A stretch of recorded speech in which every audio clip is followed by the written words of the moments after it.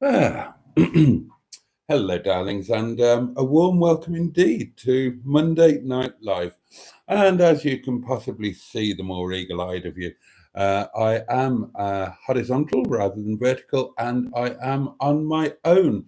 Unfortunately, the technical glitches that we experienced on Thursday are still ongoing, and it would seem that they're possibly not eBay, a YouTube glitch rather than an M11 glitch. So we're going to do something that we haven't done for a while, darlings. We're going to have a nice, relaxed, extra length long playing record 33 RPM Monday Night Live. No gimmicks, no this, no that, no joint host or anything like that. Just a proper, chilled out, slow paced, very relaxed couple of hours together as I take you through until midnight. So we don't have to rush. We've got all the time in the world to talk about anything that we would like to talk about. And there we are. And hopefully you will all be relaxed because it's been a bank holiday, hasn't it? So tell me all about your day. Tell me what you've been eating. Tell me anything you want to. And haven't done this for a while. Let's do a Q&A, shall we? Ask me anything that you would like to ask, and I will answer it. Probably won't be anything because I never stop babbling on about stuff. So I imagine you already know far more about me than you're comfortable with. And of course, I'll tell you how my day went. Well, let's just dive straight into it, shall we? First cab off the rank tonight is the lovely Peter P, who says good evening, Boaty and Boggs, including Jimmy. And Jimmy responds, hi, Peter P. Good evening, Jimmy. And Jimmy goes on to say, good evening, Boaty and Emma and all. Just me. Just me tonight, darlings. Back to the old school. It's ages since we've done this, isn't it? I can properly... we can have a lovely chilled evening, darlings. Won't this be nice? We'll open a bottle of wine at 11 o'clock, plan our supper. I'm rather looking forward to this. Disgusting, says that guy from SETI Alpha 5. Casbart, of course. Disgusting. Never have I... Never have I seen such a... I can't get it out. Never have I seen such a display of blatant puffery. Oh dear. Good evening, Barry. Stratospherian is with us. Oh, the lovely Neil is here, hoping that everybody's doing well. Don't worry about us, Neil. You worry about your recovery, mate. You're the one who's been in the wars. Matron is here, and Matron would like us to know that she is in a top mood today, and she hopes that we are too. Well, I'm not in a bad mood, not by any means. Yeah, and Matron's reiterating that the problem seems to be with YouTube rather than with any individual operator. So that's a bit annoying, isn't it? That's so Thursday and now tonight without the lovely Emma. Mind you, she'll be glad of the rest. I tell you what we could talk about tonight, darlings. Only because I was talking about this with Mustard. Might be good to have a group discussion, and I would welcome your opinions. Now, obviously, it's the 27th tomorrow, and that means that I can reapply for YouTube partnership. Monetization, if you like. And when something like that happens, it's kind of like starting all over again, and it's the opportunity to to take stock and I'm determined to have a better bash at it this time than I did the first time round. So I've as you know, I've done the edit suite thing. I already had it. I just never bothered learning to use it. Done that now. I've learned how to use my camera properly. got the gimbal, all of that sort of thing, and I've got ideas for different sorts of content. But what I was talking about with Mustard today was what makes one channel more successful than another channel. So, I mean, let's take a couple of examples. Matt, the lovely Matt Richardson, lovely guy. I'm very fond of Matt. And he's got the Furious Driving channel, of course. So Matt and Mustard, they are both amateur tinkerers with cars. They both buy cars, sell cars a bit, and they both make videos about them. Why is Furious Driving a much bigger channel than Project Nigel? And another comparison, let's say, me and Sean, our channels aren't massively dissimilar. They're both most heavily based about just personality and chatting. So why is Sean a million times bigger than me? And then the question then goes on, what could Mustard do to have a breakthrough? What could I do to have a breakthrough? Or generally, what can any channel do? Because if one person can make it big, then that means that anybody can, if they have the same mix of whatever it is. But what is it? What is it that will make a channel fly? And what was the other thing I was going to say?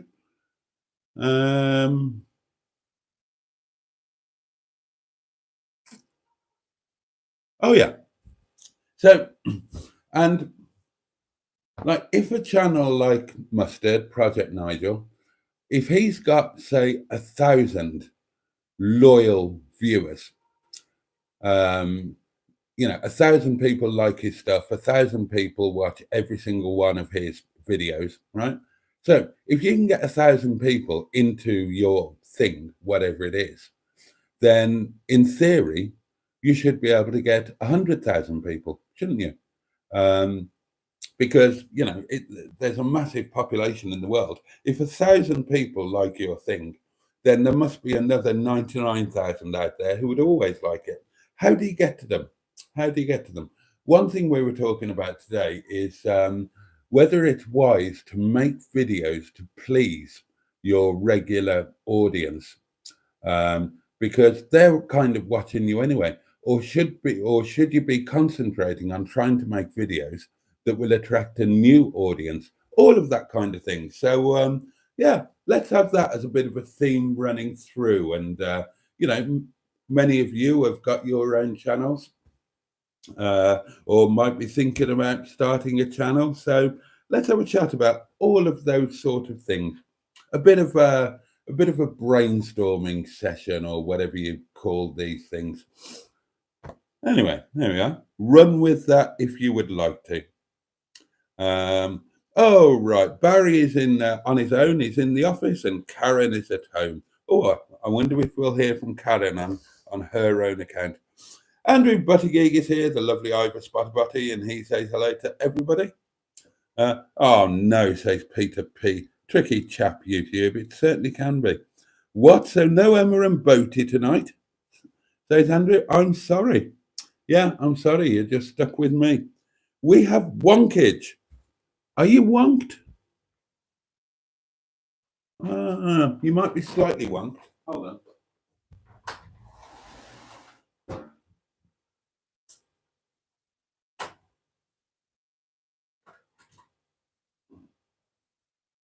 When in doubt, get the spirit level out. Right, let's have a look.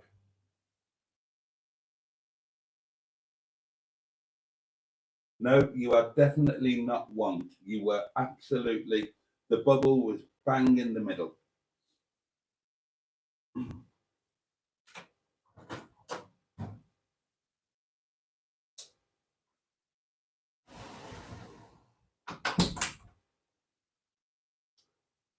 So there you go. You are officially not wonked. Hello, Boaty, says Lord Stiff Upper Lip. Hello to you. Time for a haircut, Boats, says Barry. Yeah, it might actually be time for a haircut, in fairness.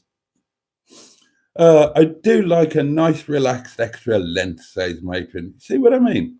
You see what I mean? So Emma is having a bath, asked Peter P. I don't know what Emma's doing. She might jump on later and tell us. No chin-ups then. No, indeed. Sorry about that. Sorry about that. It's going to be a really quiet, laid-back one tonight, darlings. We can just all snuggle in together, settle down, and just have a really chilled night. We haven't done it for a while. Barry is not displeased that there is no Bruce tonight. I'm not sure where Emma is, says Matron. Oh, talk of the devil, and she will appear, but not before Holly, the lovely Holly, announces her presence and says hello. And hello to you, my lovely. Thank you for being here. Emma says, good evening all. This is Disintegrated Car Girl, of course. Sorry I can't be on screen, but I'm here in chat. To be honest, I'm knackered and feeling a little under the weather, so the wonky doings did me a favour. I will say, Emma, as we're talking about YouTube channels and videos and so on and so on and so on, I thought your hotel review was excellent. I watched it when I got home tonight. I actually, forgive me for this, I watched it while I was on the lavatory. I apologise for that. But I thought it was really very good indeed. You've got a good voice and a good personality for doing that sort of thing, and probably a good eye for detail as well. So yeah, I imagine that video might do rather well for you. And yeah, I could watch you reviewing lots of other things. I genuinely thought that was a good video, and you got some good responses as well from people that must be new to your channel, I think.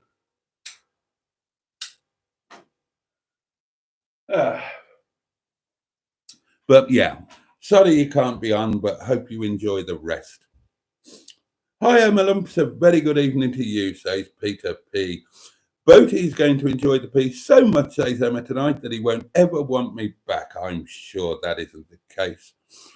We won't let that happen, Emma, says Andrew. But a well-deserved rest. 3 long months without a steady cash flow. Go for it, says Barry. Well, I'm still, touch wood. You never know what it's going to bring, do you? And there might still, there's still going to be a hell of a delay. I don't know how long it will take after I reapply for me to be accepted or otherwise. Now, if you read their blurb, it says it's usually about a month, but I'm sure it was only a day or two when I applied before. But even then, because everything works in arrears, I won't actually see any money until October at the earliest. But hey ho, it would just be nice to have it back, have that potential, have that extra little thing, see channel members again, put out some. I recorded some stuff today that is specifically for channel members only. It'd be nice to be able to do that sort of thing again. Give the people that very kindly support me, give them a bit of an extra treat or extra punishment, depending on which way you think of my videos. I'm sure some of you view them as punishment. Mustard came up with an interesting thing today. So I was talking about the thing, if 100 people like your videos, then, there's no reason why 10,000 people shouldn't like them if you can just find 10,000 like-minded people. And Mustard said, nobody likes your videos. They just watch them to support you. I thought, there's probably some truth in that. It's back to that thing I was talking about, that supporting your local YouTuber of choice is like being a parent at school sports day. You go and watch your kid do really badly in the sack race, but tell them they're doing very well. Uh, what? Jimmy F500 is with us. This is my church. This is where I heal my hurts. For tonight, God is a DJ. I've got no idea I've got no idea what those are lyrics from. Anybody know? Anybody care to enlighten me? Oh, yeah. And the other thing regarding the remonetization, will the missing money reappear? All of the money that I earned in May, will that reappear? Or will it just have been gone forever? That'll be interesting to see. I bet you it doesn't bloody reappear. Barry's got an opinion on the furious driving versus Project Nigel thing. And Barry says it's because Matt is not focused on one type of car. Yeah, that could be a factor. Peter P says Matt's cars have more rust. And Lord Stiff Upper Lip says Matt is a professional person, Boaty. So what? Are you saying that Mustard isn't? What constitutes a professional person when it comes to YouTubing?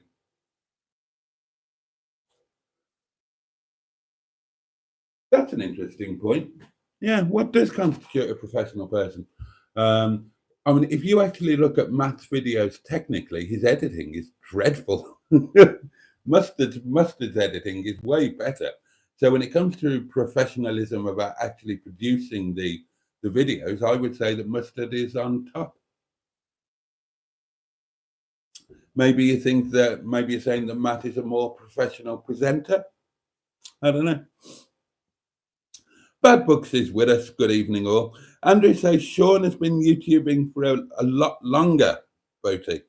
That's true. Barry's got an opinion as well that I'm not going to read out. Yeah, Sean has been doing it for longer. Well, a lot longer. I mean, he's been going for what, 13 years or something? I've been going for whatever. How long is it? Is it 2 years I've been going now? Something like that. They've flown by though. But there's another question. Is the length of time that you've been YouTubing? I suppose that if you regularly do your YouTube thing over a space of 10 years, I suppose you're bound to pick up subscribers, aren't you? But yeah, I mean, Sean had his breakthrough in January. In terms of, he suddenly got massive amounts of views and more subs. So is it all about time going? I mean, I think if you started years and years and years ago, like when Ian did Hubnut, then there was a lot less competition. So I do think that a lot of the bigger channels now, if they had to start again now, I think that they might struggle a lot more. So I suppose length of time going should have something to do with it, but I don't know. I don't know. I kind of think that you have to do something to have a big kind of breakthrough. I think that's what most people did. I know James did, JM. Um, you know, one video made all the difference for him and properly launched his channel. Same with Sean, and I'm sure it's the same with other people. So, how do you make that breakthrough? How do you make that breakthrough video? I mean, it can't be an easy question to answer, otherwise there would be no small channels, would there? Everybody would be doing it. Doesn't Matt attend a lot more shows and do more marketing? Asked Matron. Also, I think Sean came with a bunch of subbers from a previously successful channel anyway. What do you mean? What do you mean came with?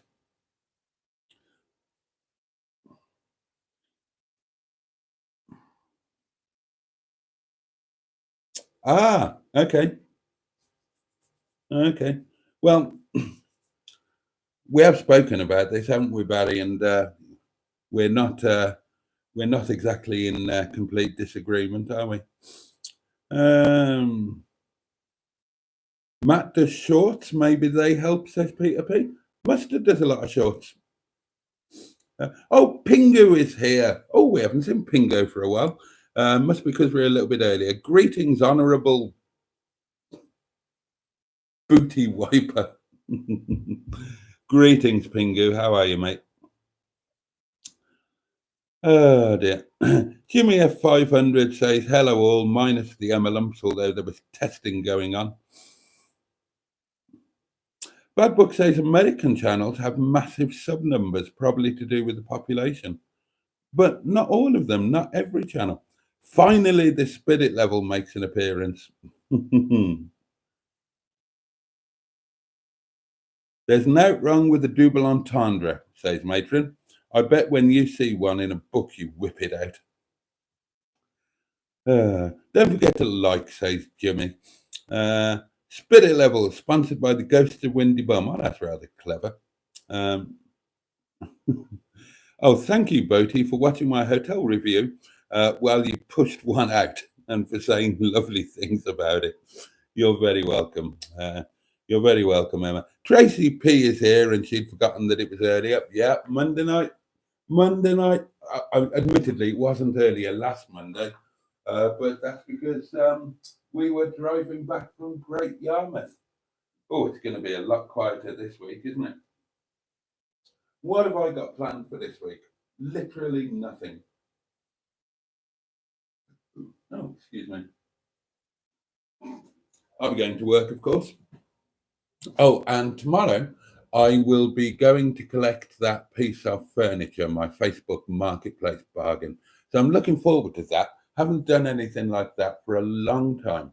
I'm pretty sure I know where it's going, and I'm looking at where it's going just now. And that means that the thing that is going to be replaced, that can go to the bottom of the set. I'll take you all around there tomorrow. I'll do a video. You can all come into my parlour. Matron says Emma should cut Boaty's hair for a video, but not before the community has stumped up £1 each for it. Dear. Oh, and Emma says, I previously said I would cut his hair for a video. Oh, okay. Do you know how to cut hair, Emma, or are you just going to have a hack at it or shave it or something? Spirit level or not, says Peter P. It still looks like the table is leaning to the right.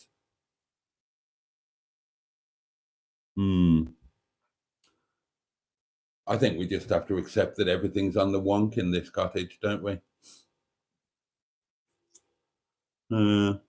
It's not too bad. We can cope with it. Is this still available? Pardon me, darlings. Well, I just replied to a Facebook Messenger Marketplace message.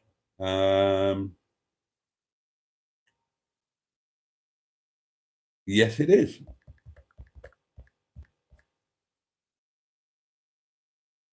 There we go. I forgot that was still on bloody Facebook. I thought I'd taken it off ages ago. Right, let's get you back with that to the end and press play. Jolly good. Right. How was yard day, asked Matron. What did you and Mustard have for lunch in the end? And was a lunch video created? Oh, well, I can answer all of those. Yard day was very enjoyable. There was a big surprise, which I daren't tell. Well, some of you will probably know because somebody else spilt the beans, but I won't mention it just in case some of you don't know. And it'll be in Mustard's upcoming video. Yeah, so that was a big surprise, but it was quite an enjoyable day. What's the mileage on it? I can't remember, mate. Pardon me while I just answer this again. Well, I'll tell you what, rather than turning you off, look. Neil, no, I wasn't. Right, I figured you'd know about this, Neil. No, I wasn't, Neil.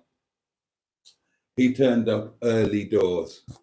I turned up slightly later than usual, about 20 minutes later than usual, due to horrendous bank holiday traffic. This is quite fun having a private conversation. Um, well, private and public at the same time. Yeah, so I had no idea about it. I got there and Mustard took me around the corner, and I thought I knew what I was going to be seeing because I'd watched his video, and no, I saw something completely different.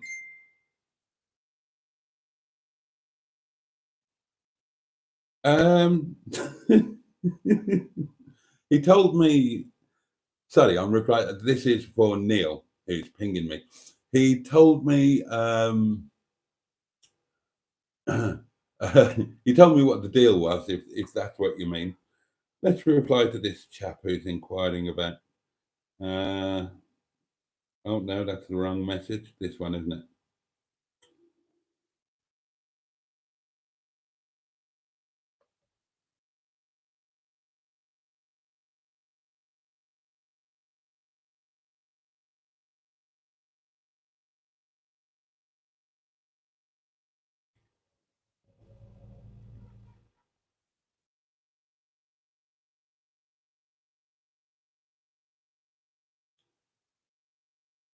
There we are. There we are. Let's reply to that. Back to this. Just enjoy the. Oh no, I was still answering Matron, wasn't I? Yeah. So, what did Mustard and I have for lunch in the end? We went to the International Chippy. Mustard paid. I deliberately didn't take my wallet, and we both had International Chippy doner kebab each, and we shared a portion of chips because the chip portions are massive at the International Chippy, and they are the best chips I've ever tasted anywhere. In fact, we were discussing whether the International Chippy deserved a Michelin star for its chips and kebab, because the kebab was pretty amazing as well. And very nice it was too. Was there a lunch bid? Yeah, but I don't know if it's going to be any good because Mustard insisted on eating outside. He wouldn't go into the caravan. He said it's too dark and depressing, and he didn't want to do it. So we ate outside on the bench, and I know I used to do record lunch video there, but the bench was in a different place then. So I struggled with putting the camera somewhere, and obviously the sound is never as good when you're outside. So I tried to record a video, but I don't know if it's worked, and it probably won't be a very good one, but I'll bung it up anyway. Just enjoy the content, says Emma. Wonk or no wonk. Andrew says, no, don't cut Uncle Bunghole's. Don't cut Uncle Bunghole's hair. Oh, and Emma says, I'm not offering to cut his bunghole hair. A wonk is no laughing matter, Emma says Peter P. rather sternly. And Emma says, I would want a massive donation before I set to work on his bunghole hair. Dear. Windy Bum is on the wonk. If you come here, you'll know that everything is on the wonk here. Indeed, Emma says, Boaty himself is on the wonk. Oh, the microphone is crunchy stroke crackly. Probably an internet issue. We've had this before.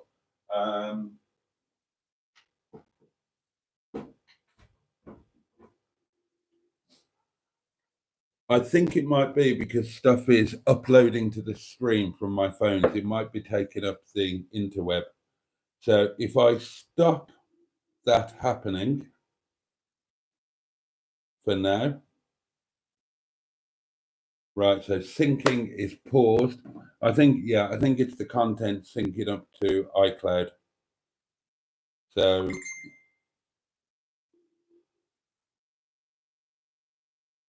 okay, right. Neither of the phones are syncing now, so let's see if that improves the audio quality. Hopefully it will. So apologies for if the sound isn't so good.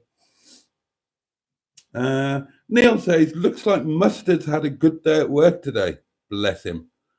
Yeah. Boaty is the straightest thing in the shot, says Peter P. A wonky bunghole, says Andrew. Wow, I never thought I would hear Boaty mention lyrics from Faithless. Oh, is that what I did? I didn't know. Harley is saying hello to Bad Books. Oh, some food news. Here we go. Oh, Peter P., another chap who eats remarkably well. Veal entrecôte with a cheesy potato gratin today. Any snaps? Well, I bloody doubt it, Peter P. Honestly, you think any of these lot have eaten a veal entrecôte? Entrecôte. Probably. Or a potato gratin. I very much doubt it. I've got more chance for community snap with my doner kebab and chips. Oh, Bad Books has been on holiday and has been heading to bed early to get up early and see as much as possible. Very sensible.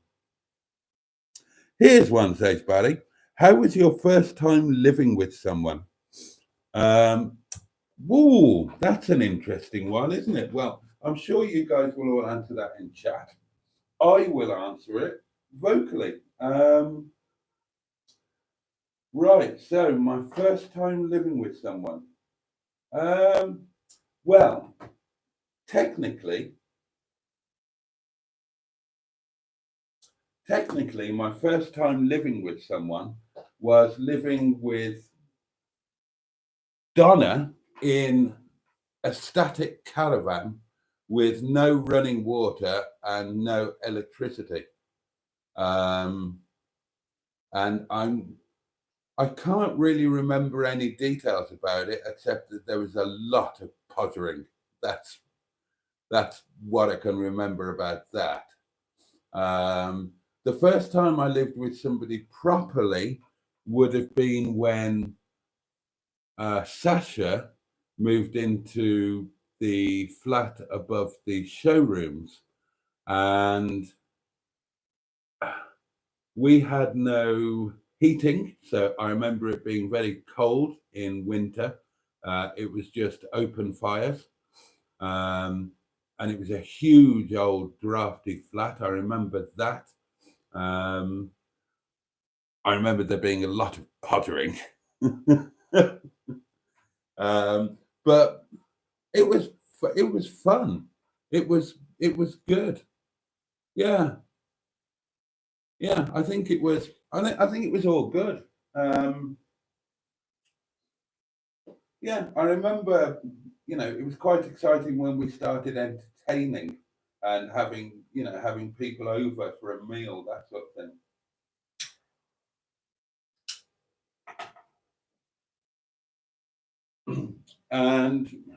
And then Sasha and I lived together in Cook Hill as well, and that was great. I remember that being really good. We had a fabulous little life going on there in Cook Hill. 54 the Ridgeway, Cook Hill it was. Yeah, and that was brilliant. That was brilliant. I remember that really quite well.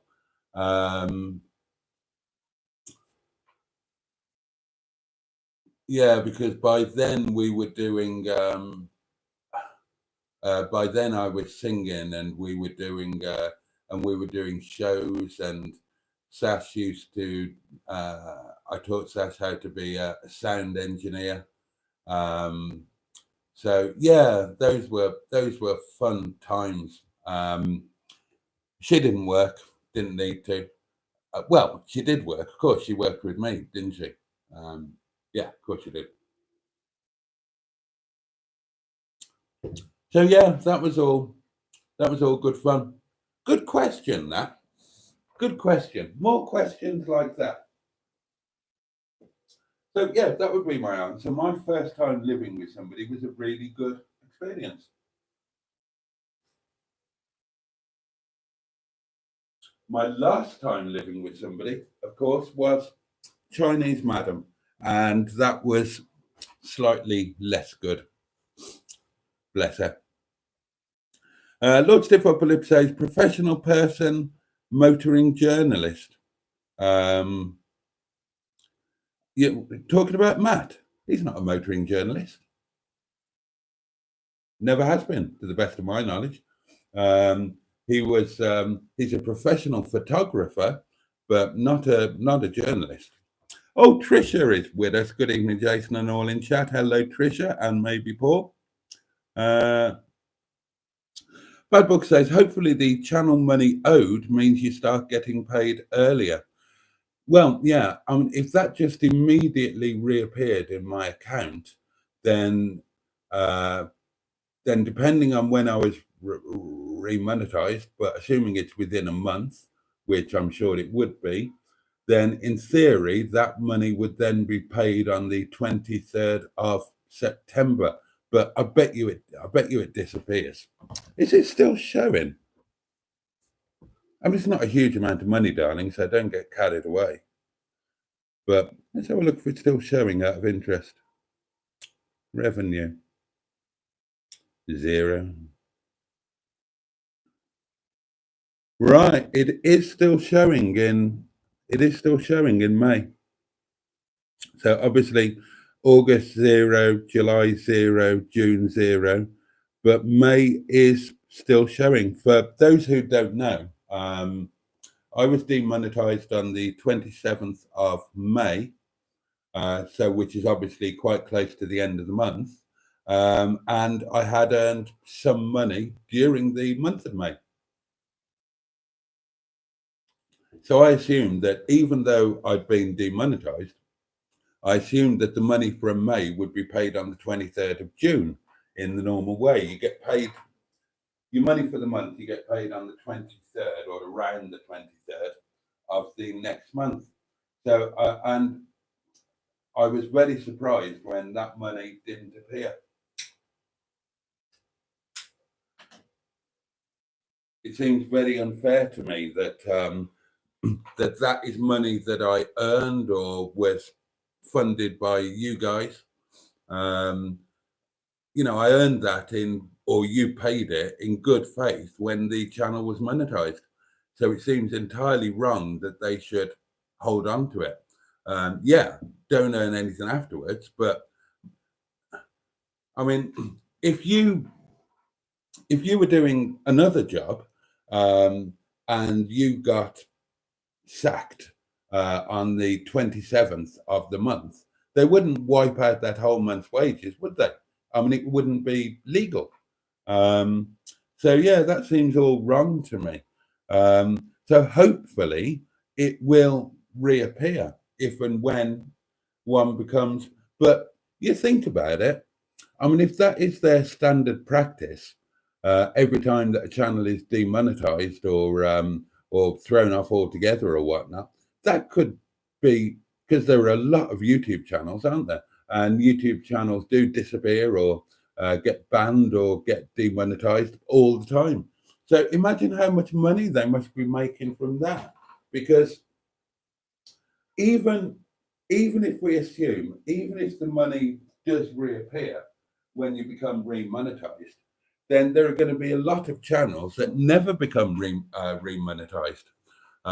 Because if you're just chucked off, if your channel is banned, you know, deleted, vanquished, bum swizzled, you're never going to be monetized again, are you? Well, that channel's never going to be monetized again. So, so they just keep the money. That could be a fortune, could really add up. And that could be millions. And it does seem unfair, but what can you do? What can you do?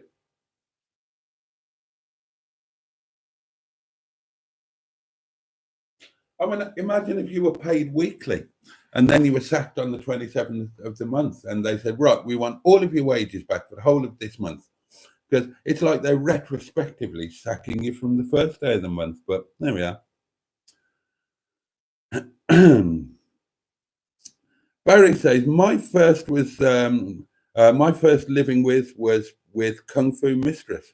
It was fun and we were both young and you get it. Yeah, I do.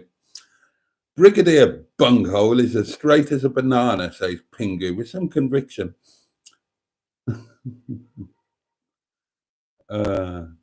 Stratospherian says, Peter P, I didn't drink schnapps today. Ah, clever play on words there. Schnapps is the old school workers' potato brandy stroke spirit well either. Schnapps is evil. it really is evil. Yes, indeed. I'm sure you didn't do martial arts in the bedroom. Yeah, I mean, I imagine that living together is probably a good experience for the first time. It's probably a good experience for most, isn't it? Because it's all new and exciting, and you're going to be, you can leap on each other whenever you fancy it. I mean, that's the best thing, isn't it? You can just leap on each other whenever you fancy it. You can eat your meals naked. You can, you can just drop everything. You can go at it all around the house. I mean, that's an incredible sense of freedom when you've been just stuck in a bedroom in your parents' house or something, isn't it?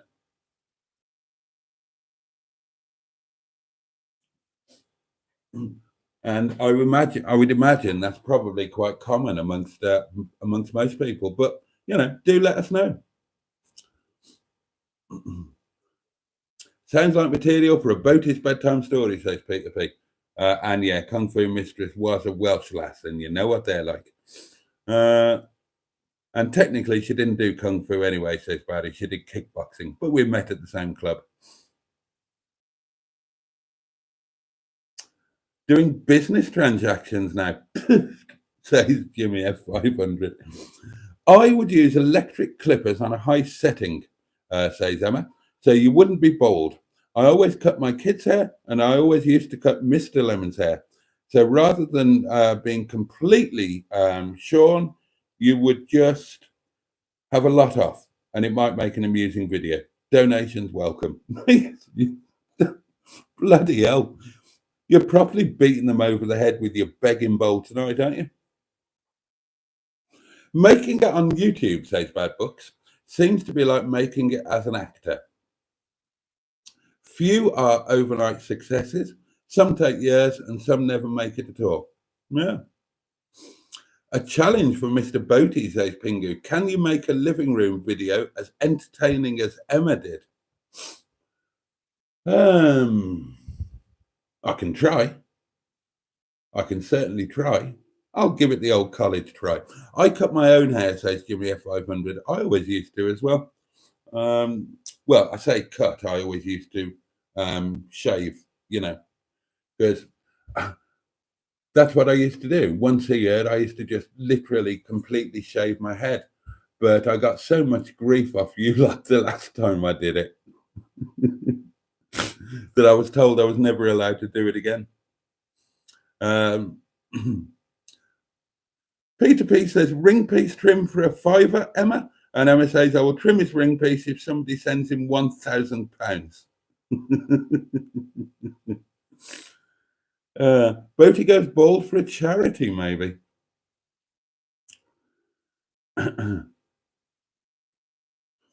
Peter P says, Boaty, master of multitasking, private Neil conversation, doing a live and selling a card at the same time. Oh, I'm trying. Oh dear. Barry's writing Emma's script. Hello, I'm a disinterested car girl, and I'm going to trim Boaty's bum with a fly mow. Combine harvester needed, says Pingu. The microphone is dodgy, says Jimmy F500. Check the microphone, it's slightly breaking up, says Andrew. Tractor. Hopefully the microphone thing is sorted now. I hope so. Nobody's pinged me to let me know that it's got any worse anyway. Boaty's crack wax, available from Boaty's World Inc. I've never had that done. Freeze your wine, says Matron. Timely reminder. Thank you. I will indeed. I'll pop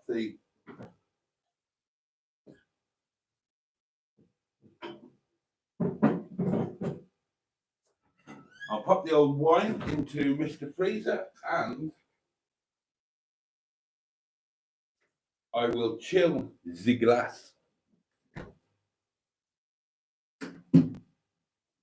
Now, very unusually, darlings, I haven't decided on what to have for supper yet. And it's a choice of two: Momo with chutney or Chinese chicken curry with fried rice. Which would you choose of those two?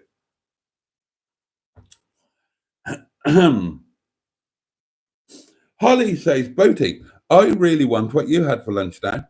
And I can't really because I cooked a fried late lunch. Cumberland sausage, fried egg, fried tomato, mushrooms, fried bread, and baked beans. Oh, that sounds rather good, actually. That sounds rather good. I got hungry for a breakfast while I was watching Emma's hotel video. It really is awfully good, genuinely.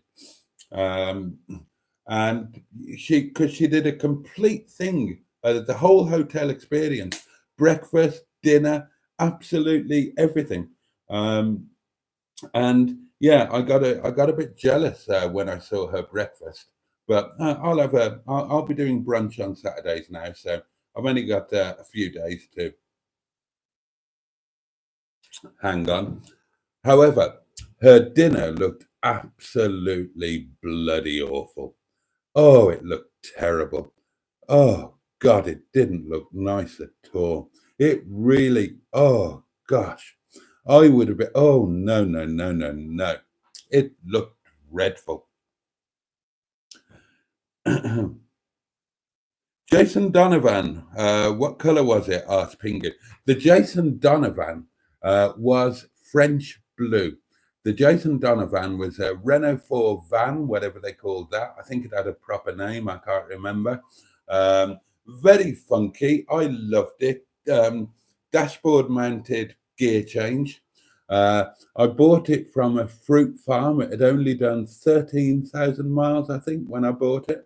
And yeah, I was engaged to the lovely Donna, so it became the Jace and Donovan. Jason Donovan. See what I did there? Yeah. But yeah, it was French blue. Uh, of course, there was pottering, says Jimmy F500. That's a given. Damien is with us. Damien Eves. Good evening, everyone, and a jolly good evening to you. Jimmy F500 has got a question. Would you like to live with Mustard or anyone on YouTube? Uh, well, no, I wouldn't like to live with Mustard.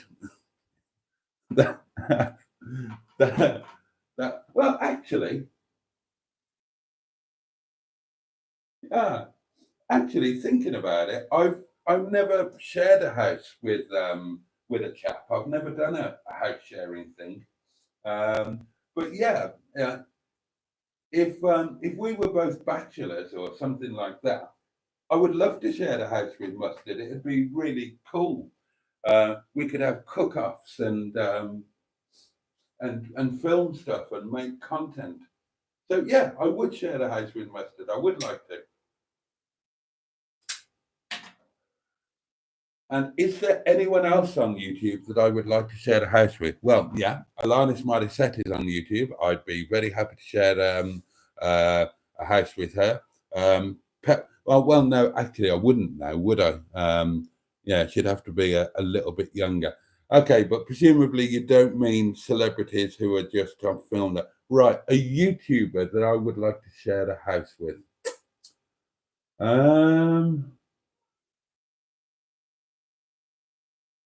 Well, there were a few ladies that I wouldn't mind sharing a house with, that I wouldn't mind living with.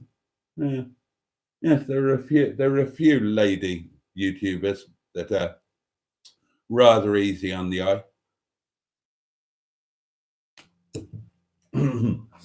See, now, if I was ever going to have another relationship, which I won't, or at least it's very highly doubtful, then a relationship with another YouTuber would be brilliant.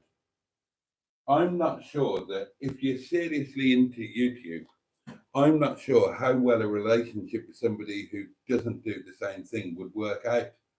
Because, or, or would it be, would being in a relationship with somebody else who did YouTube, would that actually make it more difficult? Maybe, maybe it would work better if you had somebody who was like Harry Metcalf's missus and was happy to just do the camera work and film the drive pasts while Harry sweeps past in some exotic car on some majestic French mountain road. Hmm, interesting one.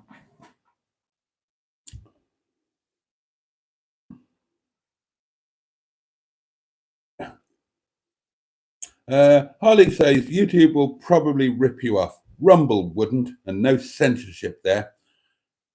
Has anybody else heard of this Rumble thing? Completely new to me. Would Mrs. Mustard be okay with that living arrangement, says Andrew? Yes. Oh dear. Pingu says, Mr. Boaty, please enlighten us with the tale of your most pleasurable present received thus far in your moral existence. Or that might be mortal existence. Sorry, my eyesight in the bad light. Oh, the most pleasurable present. Gosh. Well, the little chef early starter plate would be right up there.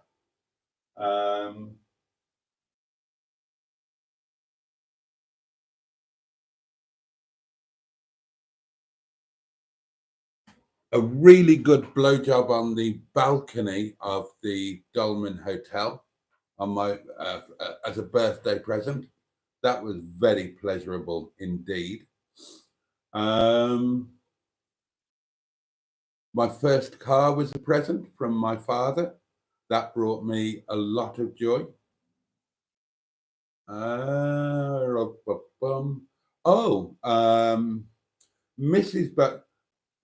Mrs. Boaty took me to Malta for the first time in my life, my 40th birthday, as a present, and that was amazing. That sparked my love affair with the place, which will never die.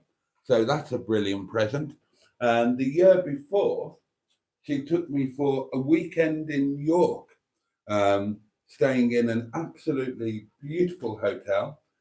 We went to see Ken Dodd on the Saturday night, and on Sunday she booked Sunday lunch on the North Yorkshire Moors Railway.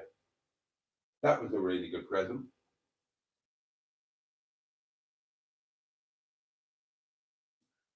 And I'm sure there are lots and lots more that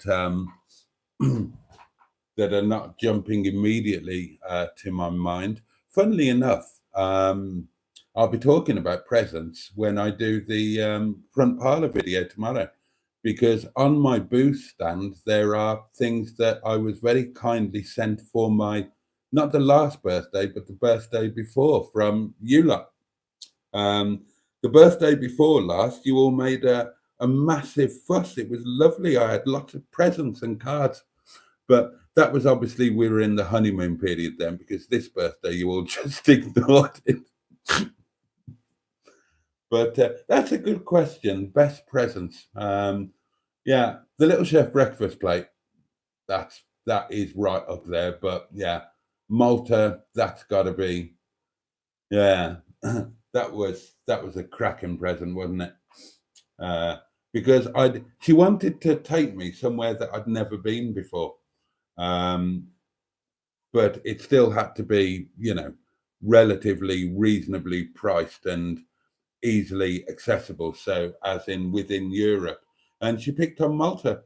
And I had never been to Malta, and neither had she. And we both fell head over heels in love with the place. So, that might be the one that I would choose.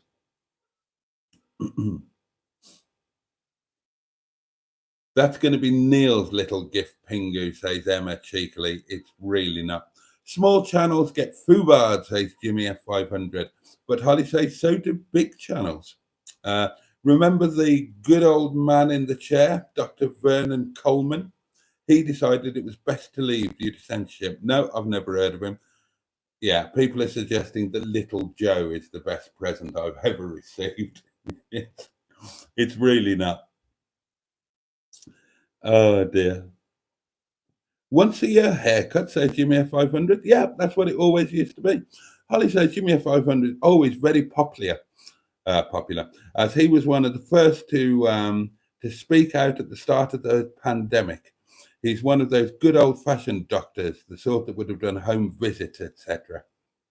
Uh, oh, and Holly thinks that I should have the Chinese chicken curry with fried rice. You might be right, Holly. I always think that Momo is more of a lunchtime thing than an evening thing. So you might be right. Oh, but then Emma would have the Momo. So there you are. Hotels have changed quite a bit since I was in the hotel doing, says Ivor Spotty Botty. Uh, oh my God, Tracy, says Emma. Boaty, who always slates Premier in breakfasts, was jealous of mine. Yeah, only because it's a breakfast, and who doesn't like a breakfast? The one and only Premier in breakfast I've had was the worst breakfast I've ever had in my life. Um, Literally the worst. And I don't mean I didn't enjoy it. I meant that I was literally unable to eat quite a large percentage of it. Some of the constituent parts were so overcooked that it was impossible to eat them. The sausages were just impenetrable. There's no way a human being could eat those. Definitely not one with my teeth or lack thereof. And other elements of it, I'm talking about the eggs, were raw. So, oh, it was awful. Absolutely dreadful. Emma's didn't look too bad. Oh, Peter P says, Emma, that breakfast looked lovely. Yeah. Changed in what way? Hotels asks Holly. Andrew says, Holly, when I was working at the hotel, rooms were accessed with a metal key for a start. Hubnut and Carly, says Jimmy F500. What about them? Oh, would I want to live with them? No, no, I wouldn't want to share a house with. I wouldn't want. I wouldn't want to share a house with. No, yeah, no, no. I wouldn't. I wouldn't want to do that, and I'm sure neither. More to the point, I'm sure neither would they. Boaty could live in Bob, says Peter B. I'd hate that. What about the beige bomber, says Jimmy F500? Yeah. Now then, yeah, I would. Yeah, I would definitely. I would enjoy sharing a house with the beige bomber because there are some areas in common. We both went to rather expensive public schools, and if you're not in the UK, then what we call a public school is what other countries call a fee-paying school, possibly a private school. But in English, public school is a school that you pay to go to. So I could quite happily live with Joseph. He would, yeah, I'm sure we'd have some really interesting chats. I like Joseph. I like talking to him. I can talk to him for hours. When he came here to Windy Bum, I told you we filmed nothing because we just sat and talked for about 5 solid hours, and it was really most enjoyable. So yeah, I can imagine sharing a house with Joseph. Okay, and I can imagine it being quite good fun.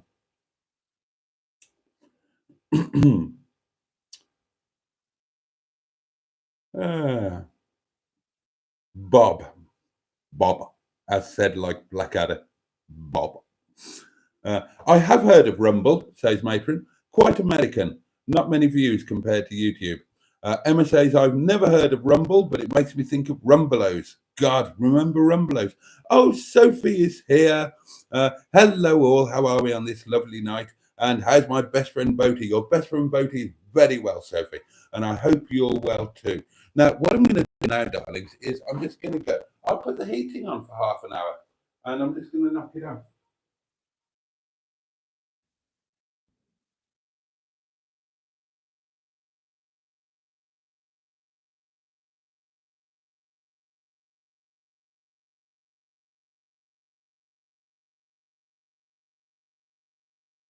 It's a bit cold and rainy here in the Peak District. And there was a definite chill to the cottage when I got home. And I thought, sod it. It's almost September. I'm going to have half an hour of heat. Oh, and that reminds me, I haven't put the heating on for so long. I better check the, whoops. I have slightly exceeded the emergency credit on my prepayment gas meter. £10 and 20 pence overdrawn, and you only get £10 of credit. But non-disconnect is in use because of the time of night, so I can attend to that. Good evening. Good evening, sir. Mr. Parry, how lovely to hear your voice. How are you? Not too bad, thank you, sir. How is it? Emma's not doing live with you? Because YouTube is buggered up and the joint live streams aren't working. Is it tomorrow? Yeah, you can do your other, is it? It's tomorrow I can reapply, yeah. Oh, that's good news, isn't it? Yeah, but you can bet your ass I'm going to be trying at 1 minute past midnight. I don't know exactly when. They say the 27th, but I don't know whether that's like UK time, 1 minute past midnight. Not a clue, but I'll be trying before I go to bed. You'll have to keep us informed, let us all know anyway. Oh, I certainly will do. Don't you worry about that. And I noticed Emma's video of the house looked very nice. It does, doesn't it? You don't mind if I it just looks lovely. I like the front room. You don't mind if I liked it. I like the idea she did the fireplace. That was a cracking idea. Yeah, you don't mind if I just pour myself a drink while we're chatting, do you? No, that's no problem, sir. Lovely, thank you. Yeah, I thought that was a very nice room. She'd made it very personal. Now, I'll be honest, it wasn't entirely to my taste, but then I'm a man, and as you will see from my front parlour is a lot less busy, shall we say. But I think that's a male-female thing, isn't it? Yeah. I mean, I've only got 2 cushions for a start. And Emma had, I didn't count them, and I think there were 7, 8, 9, 126, I think I counted. I thought it was 200, yeah. Oh, it could have been. It could have been. It did. I thought how nice it looked. It did. But it was all done. Yeah, it looked lovely. Looked very homely, didn't it? And also, I was surprised when she passed the comment about her bike. I thought it was lovely, a bike. When she was building a bike, saying, "Oh, people will be skating with it because it was cheap." I think it was brilliant. Oh well, you know. If she gets a seat for it, when she takes the little into school, she can put him on the bike. God. That's what the ladies do these days, don't they? Do they? Yeah. Well, yeah. It used to be a thing. I've seen it at school. But all the dads doing it with the kids. Always struck me as a bit dangerous. I'm not sure it's something I would have ever done. I'd never do it like that. I've seen them I've seen them pulled along in little trailers behind the bike as well. Yeah. But there we are. How was your day being at the yard with the? Very enjoyable. An old school mustard and boaty day. Little bit of filming, had a bit of fun, had a nice lunch, had a good old gossip about this, that, and the other. What did you think about him getting his 45 back? I thought it was nice. I can't say anything about that. It reminds me of Fred the Shred, the colour of it. Right. When you watch Mustard's next video, you'll understand why I'm. I also had to laugh about him with Steve Berry when he's in the car. They're funny together when they do the things. Are they? Yeah, because I noticed he was smoking a pipe. Oh God, was he? Yeah. Have you seen the latest one with the Mercedes? No. Oh, it's quite funny. I watched a bit of the first one. Haven't seen any of the others. It's live. I've watched it, says Neil. Oh, what? So Mustard's done his Neil. So is the secret out there? Does everybody know what's happened now? I mean, swapping his car. Yeah. Yeah. He's done swapping the red car, and he's got the blue car. That's what I was saying in 45. Ah, right. Yeah. If that's the one you're thinking of. Yeah, but something else happened after that. No problem. Okay, leave it to it then, sir. And apparently the video is now live, and Mustard no longer has Alfie. Okie dokie. So yeah, Alfie is in a new home now. Oh, that's good, isn't it? How is he actually doing these days with Steve Berry? Because I know he's finding it hard. Because by the looks of it, he lives hand to mouth. Who does? Mustard. Or so does Betty. But I just like the way he's trying to make a living, like you're trying to make YouTube work with M11 and stuff. The thing with Steve Berry has got really good potential. I think that they'll grow into each other, and hopefully it will build into something really worthwhile. And then hopefully Paul's own channel will profit off the back of that. So that's what we're all hoping. He deserves it.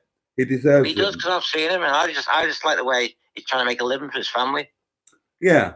It's like Emma these days, trying to make a living for a little son and stuff. Well, that's what it's all about, isn't it? And I think it's brilliant. That's what it's all about. I mean, you could argue that we should all get a bloody job in a supermarket instead of twatting about on YouTube, but it's kind of follow your dream but pay your bills. That's what it's all about. It's just a shame, because if you look at lockdown, that there's a few of them like weren't ready enough, and the lockdown kicked in, and Furious Driving. Once lockdown kicked in, his channel took off. Yeah. Nut took off. It's just like been in the right time. Yeah, that helps, doesn't it? That helps. You need you need a little bit of luck. It's like van life people. If you do it at the right time, you seem to take off. Well, yeah. Having a van or a camper or a motorhome, that's just a license to gain YouTube subscribers. I mean, there are some. I enjoy those type of channels because it's something I've always dreamed of doing. But you can be a really lousy presenter, a really lousy editor, and a really lousy filmographer, but you'll still get big numbers if you've got a camper thing. They all do. Right. They all do. Even the really, really bad ones do fairly well. You'd really have to struggle to have a total failure of a YouTube channel. Because one I watched, I can't remember his name. He's got his girlfriend who works for the NHS, and he lives in his van because the rent went too dear in the house. Yeah, she's a what's it, isn't she? She's what do you call it? Women who help women have babies. Yeah, I think his missus is nice. Has a laugh. He's a nice guy himself. And his sister's doing their own channel as well now. Oh, is Crouch or something, I think it is. Something beginning with C it is. Okay. See, now, he's an example. I've watched some of his videos, and he does really, really good numbers. And I'm sure he's a lovely guy, but I don't think his videos are brilliant. I don't think he's an amazing presenter, and I don't think his content is I think amazing. what it is, and not being funny, when he brings it's because his missus is in it sometimes. She does help. I think it's as you said, they're not being too nasty sometimes. People watch because of the women. Oh yeah, totally. Oh yeah, if breasts are definitely the way forward when it comes to succeeding on YouTube. He got his van all done for free, didn't he? I know. I thought that was nice. His van's lovely, but he's thinking about getting rid of it and getting another van. Is he? I'm getting a big plastic camper van, but I think his van looks amazing. To be honest, compared to how it looked. You see, there's one of the channels that that I did watch, and now I no longer watch because I he does really well for himself, but I don't think that it's that brilliant, if I'm honest. No offense. I mean, he's far too big and important to ever watch anything I do, so I'm sure he won't be offended by it. Funnily enough, I saw one of his videos the other day.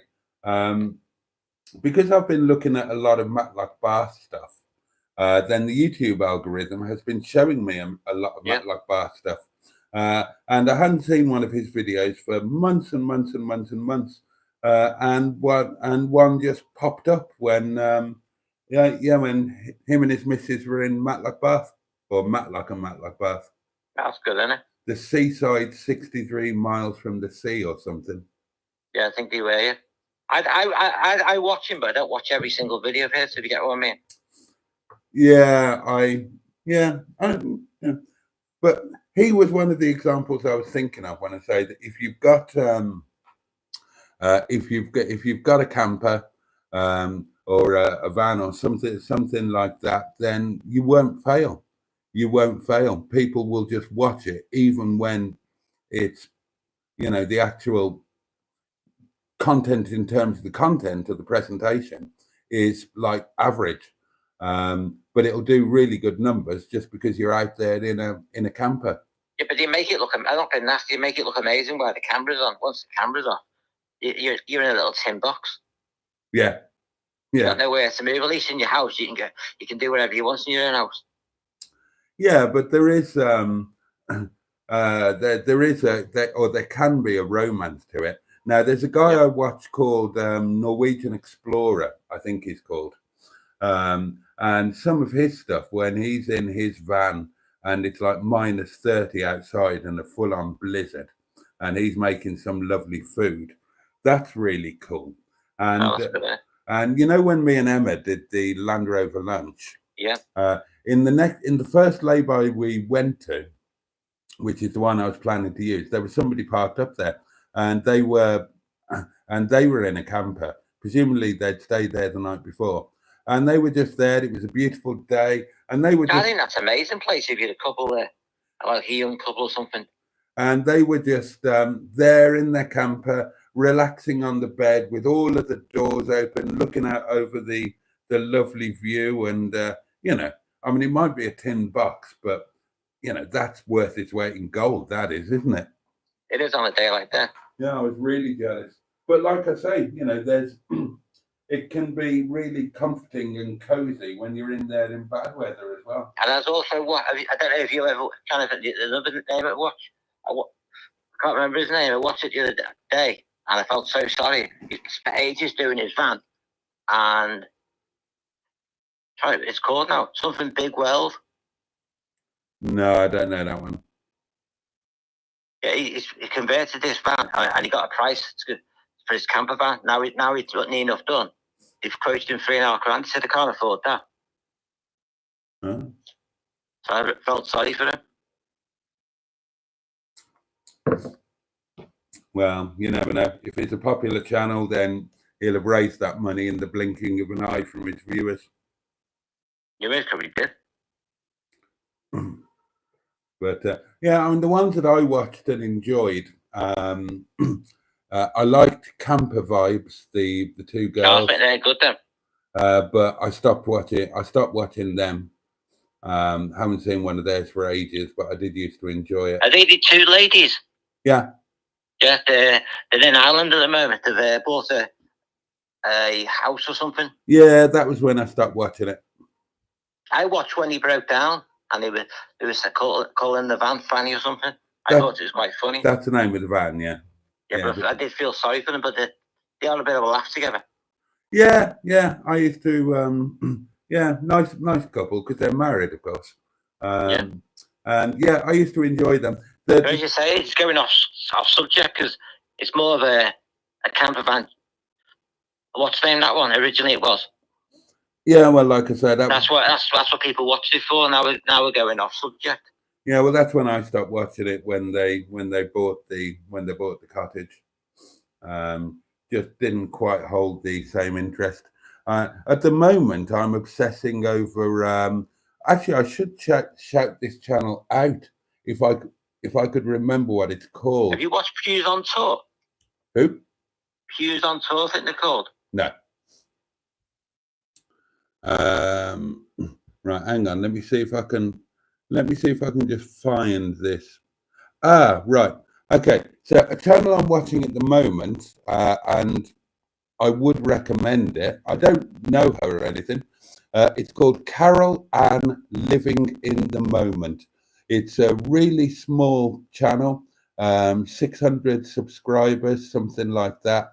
I'm really enjoying it. So if anybody fancies having a look, then check it out. Carol Ann Living in the Moment is the name of the channel. And if you enjoy it, then leave a comment on a video and say that you came from Boaty's World. But yeah, I like her. I like her attitude to things, and I like her approach to life. She was the one I was talking about last night, I think it was, with the £1,000 caravan on a seasonal pitch, and she's doing up what was a totally knackered old camper at the moment. But yeah, she spends a lot of time in Wales, in Snowdonia, walking and whatnot. But she's very engaging, and I really enjoy watching new channels when they're still really small. And as I say, she's only got 600 subs, and she knew nothing really about YouTube. And now she's trying to work to get towards monetization and hitting the 1,000 and 4,000 watch hours. That's good, isn't it? Have you ever thought of buying the van? What, a caravan? A caravan, or like motorhome are doing it up? Yeah, I thought about it. The thing is, they have our shots have been back price now. Yeah, it's something I was looking to do just when the pandemic hit and the prices went through the roof. But it's an absolute dream of mine, to be honest. I've got I've got this I've got this dream of on a Monday just packing up the van, setting off, spending somewhere Monday night somewhere beautiful in the wild, and driving back on the Tuesday. But having watched the Carol Ann Living in the Moment thing, I like the idea of getting an old caravan and putting it on a seasonal pitch as well. But have you got a tow bar on any of your cars? Yeah, Boo's got a tow bar. So you could, isn't it? Have you any way you could park it up? What, a caravan? Yeah. There's a caravan storage place on the farm next door to me. So enough, they're quite dear. I mean, don't it? Like it used to be quite dear that years ago, back in the 80s or 90s. I think we used to have a follow that on a storage thing. I haven't got a clue. It's just it's a farmer's field. Because a lot of farms, like the aunties, theirs is like that on a seasonal pitch. But every time it comes out, they charge you £12 to tow it out. All right. So she only pays like so much. And then she pays a little bit more, but you could tow it out yourself if you had your own car. Oh yeah, I can. Boo would tow a big old caravan. 2 litre. Just a shame no one's on the channel watching. Who's got a free caravan? Well, we got, thanks to Pingu, thanks to the lovely Pingu, we did get a free caravan. It's George Roger Boaty at the yard. Isn't that any good for yourself? Not really. Not really. It's perfect for the yard, but to put one on a seasonal pitch, you would need one a little bit bigger so that it had a fixed bed. What I always liked about them kind of caravans, once you put an awning on it, the awning makes it. Yeah, but you need, I think you need a bigger caravan with a fixed bed. If you're using it as like a holiday home, you don't want to have to turn your dining table into a bed every night. Yeah, and then you got the best of both worlds if you had that, because then you could always tow it off if you wanted to as well and go camping as well somewhere else. Yeah, I mean, even having a season pitch, you got the best of both worlds. Well, yeah, that's what I was looking at. But all if you're going to start it, you're tired, you can't move. But all of these things take money, and I haven't gotten it. Yep. So it'll all just remain a dream, I'm afraid, for the time being, anyway. Sometimes that's the best thing, though, dreams. Well, it's good to Helps have get them. through the day and that. It's good to have something to aspire to. Otherwise, why would you why would you make the effort to keep going? Yep. Anyway, have a good evening, sir. You too, sir. Good to hear your voice. All right, thank you very much, Joe. Good night, Mrs. Titties, in the chat. Good night, mate. Good night, sir. Take care. Bye bye.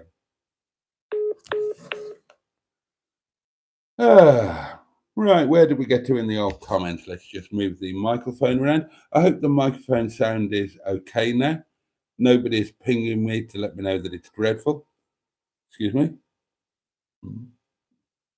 A gentle wine burp there. Oh, have I given you one of your most pleasurable presents, Boaty, says Emma. Yeah, totally. You need more carrots in your diet, Boaty, hence the bad eyesight, says Jimmy at 500. My eyesight is actually perfectly okay. The problem is you've got no idea. The camera lightens it up. It's really, really dark in here. Now, if I put the big light on, which maybe I should do. Now, if I put that on and then this one on, then suddenly it's a whole lot lighter and I can read stuff without a problem. But it kind of ruins the ambience. I like it dark and gloomy.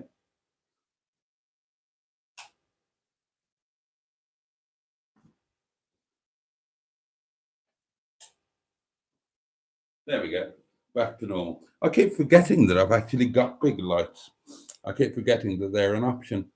Oh, who's done that? Damien Eves, thank you very much. Gosh, is there a message? Let me have a quick look. Oh, bless him. Oh, to top up your elastic trickery. It's the gas, actually, but thank you very much. I shall bung that on as soon as I finish this. Oh, bless him.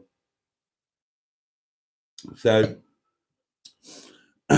let's get through the comments and see how much time we've got left for other bits and pieces. Oh, and Emma would like to make it clear that she was talking about the plate and not the blowjob.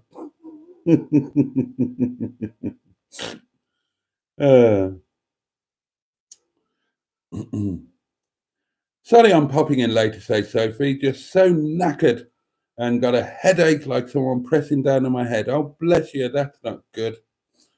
That's not good. Peter P says Rumble is linked to Truth Social. So no thanks. Oh, God, is it? Is it a Donald Trump thing?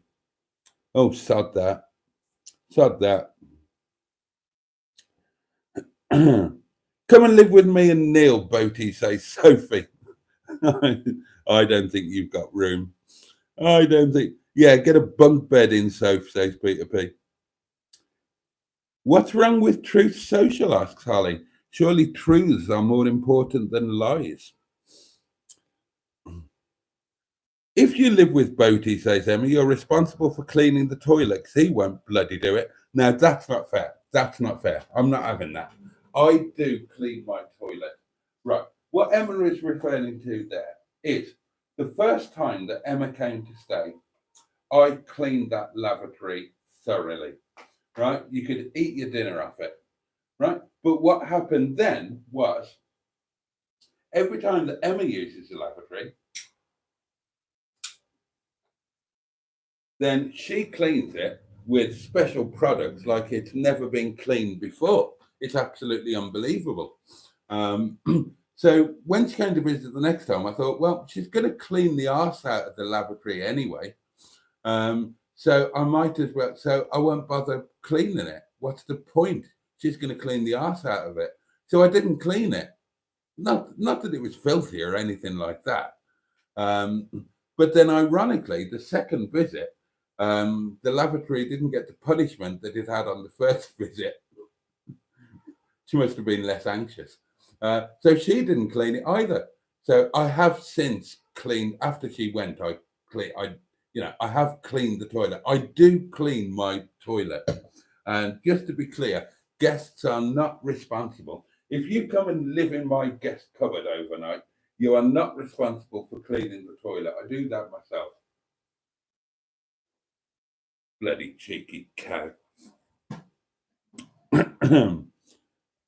I've heard of it, says Barry, but I've never used Rumble. Oh, and Emma does kind of redeem herself, saying, "Oh, but he makes a mean breakfast." I'm getting better at my breakfast. I'm getting better. What I really want to do, I bought that packet of those awful frozen hash brown things. They're dreadful. And now I've got them, I feel the need to use them. So the next 2 or 3 brunches are going to have those awful frozen hash browns with Christ knows what in, but they will never appear on a breakfast plate again. No, no, no. What will happen, darlings, is that from then on, I will make my own sauté potatoes from scratch. I've done that before. I can do it. They're very nice. So it'll either be my own homemade sauté potatoes, or I will make proper American hashed brown potatoes, or I will make breakfast fried baby new potatoes.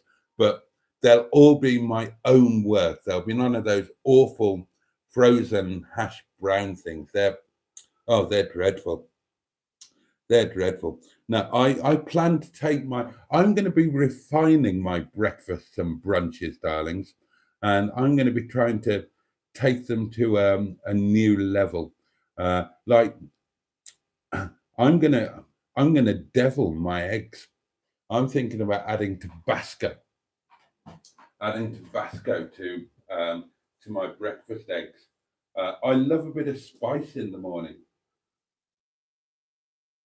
My lovely Jennifer Patterson always used to say that for breakfast you need, she used to say gentleman's relish, but she always used to say that you need something a little spicy in the morning to awaken your palate and make it alive and ready for the day.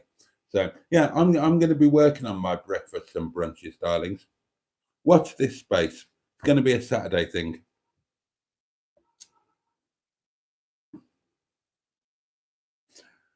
Peter P says, Holly, I don't like extremists, and Rumble is described as a platform popular amongst American conservatives and the far right users. Oh, is that my gorgeous Mr. Parry? It was, Emma. It was indeed. I'm a woman, says Matron, and I have one cushion, and I had to think about that to remember it. More cushions for the pushing, says Andrew Buttigieg. Holly says, oh, it's all kicking off now.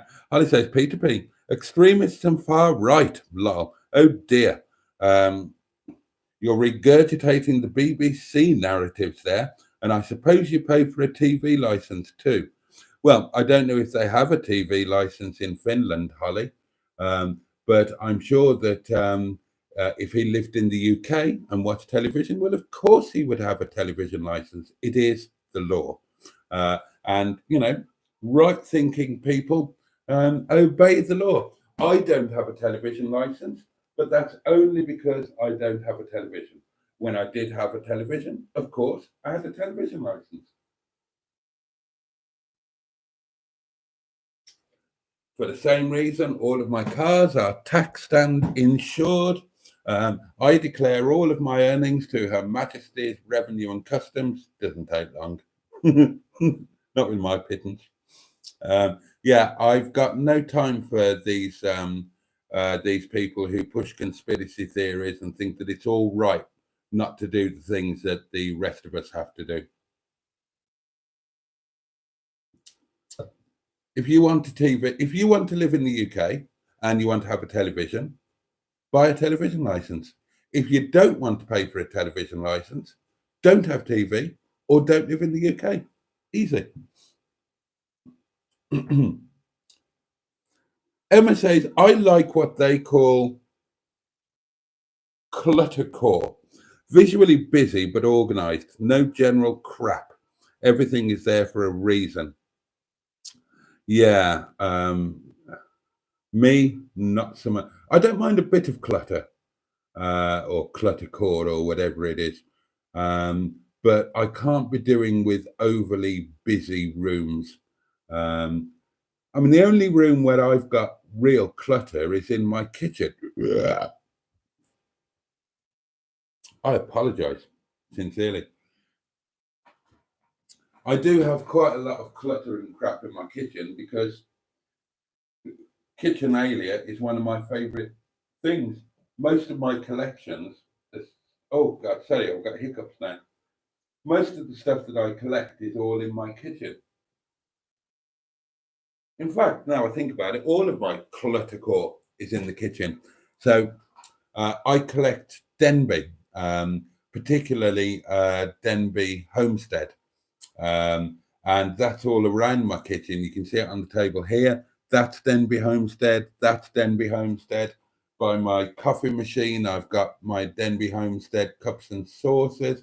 I've got a cupboard full of Denby Homestead there. And I love tableware. So I've got complete dinner services for different cuisines. So I've got a full Chinese dinner service, a full Japanese dinner service. I've got Indian dinner service. I couldn't use the same crockery and cutlery for Chinese meal that I did for an Indian meal or an Italian meal. That would seem like madness to me. So there's loads of that. And I like ingredients. So on my countertops, looking around there, then I've got a range of infused oils on that side. Further around there, I've got some beautiful French balsamic vinegars that I paid more for those balsamic vinegars than I paid for a bottle of wine. Quite a long time ago now, so they're quite aged. Yeah, so my kitchen is pretty, well, it's as Emma describes, it's clutter core. There's stuff there, but it's all very, very organized, and it's all there for a reason. The rest of the house is a lot more. You'll see when I do the house tour, darlings, and I will do it. People have been nagging me for ages for the full cottage tour, and I'm going to do it. Especially as you know, I do plan this winter on trying to improve bits and pieces, and putting the money where the mouth is.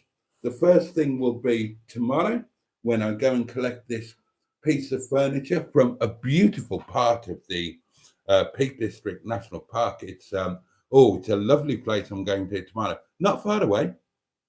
It's only over in Grindleford, so that won't be far. And I've said I'll go there at 12:30. And I love the attitude of people here. So she said, I said, would it be okay to come at 12:30? She said, oh, that'll be fine. That'll be fine. She said, we might not be in, but if we go out, then I'll leave it in the covered porch. Just help yourself and shove the money through the letterbox. I love that kind of attitude. You know, a bit of trust, and I'm really looking forward to that.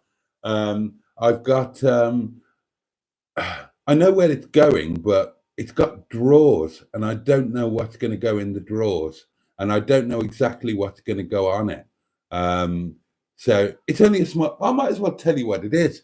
This is a live stream, isn't it? I tell you everything. I don't keep secrets from you guys. All it is it's a little old school, beautiful dark oak telephone table. Do you remember those? The kind of things that posh houses had in the hallways. It's a really nice one. It's not one of those awful pine type or beech type cheap telephone tables with a cushioned seat. It's not nothing like that. It's got no seat or anything. It's just one of those stepped little table units designed to put the telephone on. Now, I don't have a house telephone anymore.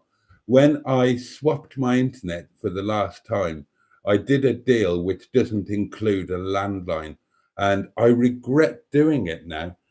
Not because I ever use a landline, but because I love having a phone as a piece of furniture. But then I might damn well have one anyway. I never got the phone that I wanted. The phone that I really want is a 1970s British Telecom Trimphone. Some of you will know the one I mean. It was like aerodynamic and wedge-shaped and exciting, and it had the dial, and the thing went over the dial. I would love to have one of those in green. I would love one of those in green to go with my front parlour. And if I ever get money again, I might buy one just for the hell of it, even though I can't plug it in and use it, because who uses a landline? But it would look amazing on what's going to be my new telephone table. But the telephone table, it's going to sit, you'll see in the video tomorrow, at the moment where the phone should be, don't have a phone anymore, but my internet thing, what's it called? Broadband, not monitor, router. My router's still there. And it's just a little table I bought from a charity shop, a little oak table, tiny little thing like that. So the telephone table's going to go there. The router will go on it. It's got two drawers that I can put things in, and I haven't decided what I'm going to put in there yet. But something will go in there. It will fit in with the rest of the parlour beautifully. Yeah, and I would love to get one of those. Let me see if I can find one. I bet there's one on eBay. Right, green BT trim phone. Ah, see, I told you there would be. Oh, there's quite a few. Oh, that one's only a tenner. Oh, that's an opening bid. Oh, this one's 40 quid, 35 quid, 25 quid. But let me show you. Did you see those?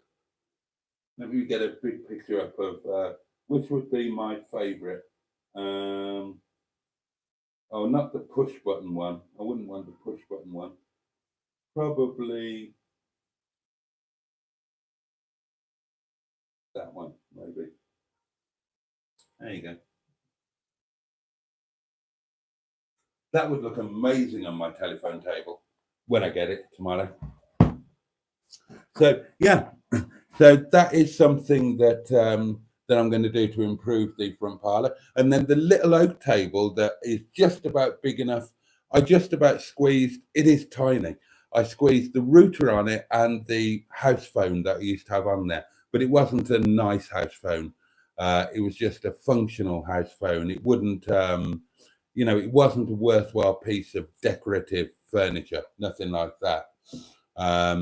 So the table's just about big enough to put those on. Now, at the bottom of my stairs, I've just got a little bit of an empty space. There's a little enclave. And I always thought that what would go in there perfectly would be a dark oak bookcase, a small one, because I haven't got a bookcase in the house, darlings.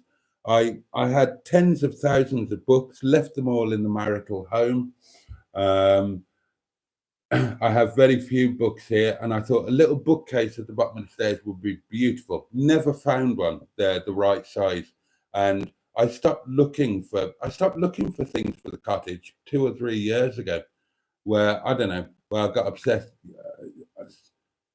with cars or work or YouTube or Chinese madams or whatever it was, and I stopped thinking about things for the cottage. I need to start thinking again because there are tweaks. So anyway, so there's nothing at the bottom of the stairs. I would love a bookcase ideally, but that little table could just go in the corner at the bottom of the stairs and it could have a plant on it.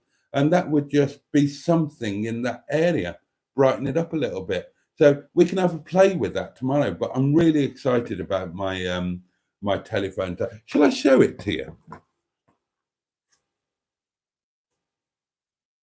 Then you can tell me what you think. Let me find it.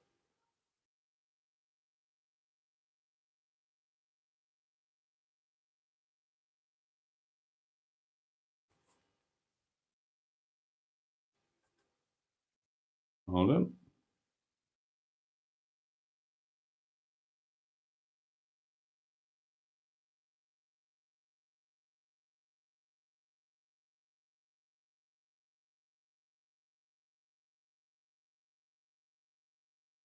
Right, here it is.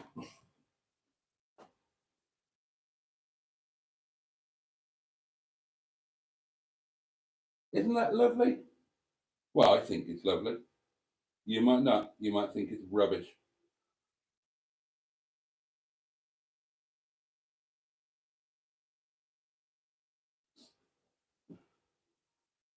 I love that. I love that.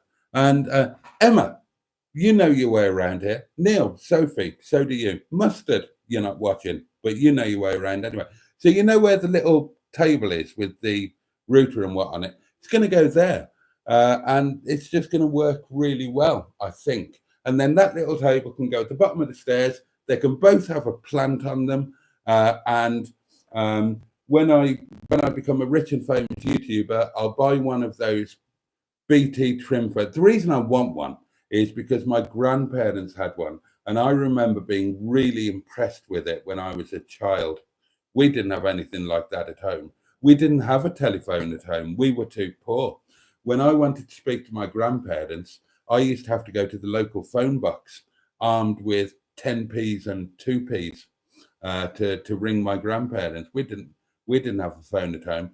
But then when I went to stay with my grandparents, who were wealthy, then they had this amazing latest Trimphone, and it made a it was a brilliant noise, and it looked so futuristic and exotic, and I would love one of those. And my parlour has got a green theme. This area here is a red theme, as is my bedroom. Red is my colour, it's the colour of Wales. But the parlour is very much a green theme. There's a green carpet, there are green accented curtains, green cushions. I've got a beautiful green footstool. And so the green phone would be perfect. Oh God, I'd love one of those. Oh, I might sod it.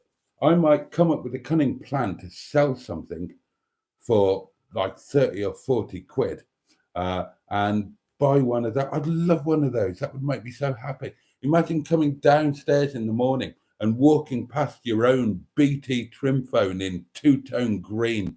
That would be the best thing ever. And then walking into your kitchen and you've got a little chef early starter plate. Fucking hell. Life would be damn near perfect. What was I talking about? I was going to say something then. Oh yeah, and so that's the first thing I'm doing tomorrow. Cottage improvements we're talking about. It's going to be a series of videos, cottage improvements, and we'll tie it in with tours around the cottage, all of that sort of thing. So if I get you lot involved, if I put it on video, then that will motivate me to do it, because you lot say, well, you were going to do this and you've done nothing. You've sat on your fat arse and done bugger all. And so that will force me to do things.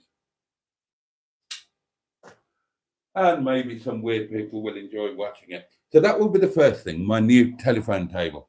Collecting that tomorrow, 12:30. Don't miss it. Don't miss it. You won't be able to see it. Won't go up until I'm monetized. Anyway. Oh, hello. Good evening. Hello. Hello. You can hear me okay? My signal's quite terrible here. Yeah, I've got you. How you doing? It's David Smith. Hello. How the devil are you, my dear chap? Not too bad. How are you? Oh, living the dream. I'm dreaming of a 1970's BT Trimphone in two-tone green. Don't tell me that life gets any better than that. There was this, that inspired me. I can remember having a BT phone back in the 70s, maybe 80s, which was this putrid green. Yeah. But it wasn't a turn dial, but it was like the push button style. Oh, you posh git. I found one of those on eBay. That's what I remember. And can you remember the old days where the phone numbers weren't that long? It was your area, then it was a 3-digit number afterwards. Yes. Hang on, I'm just going to show this to the camera because I think this is the phone you're talking about. Right, okay. Might be a bit of a delay between the live stream and my phone call. Is that the one? Hang on a minute. I do live in the back and beyond. No, it wasn't. I'm going later. I'm going more in early 90s. Oh, okay. It was a different green, more modern. That's more late 70s, early 80s, isn't it? It looks like it, yeah. That looks like the first push button model, I think, possibly. Right. Is there a possibility you can actually have a old style phone plugged into your internet, you know what I mean, to make internet calls? There's some sort of adapter, maybe? Good question. I haven't got a clue. But I would never, let's be honest, we'd never use it, would we? I just want one purely as a piece of retro furniture.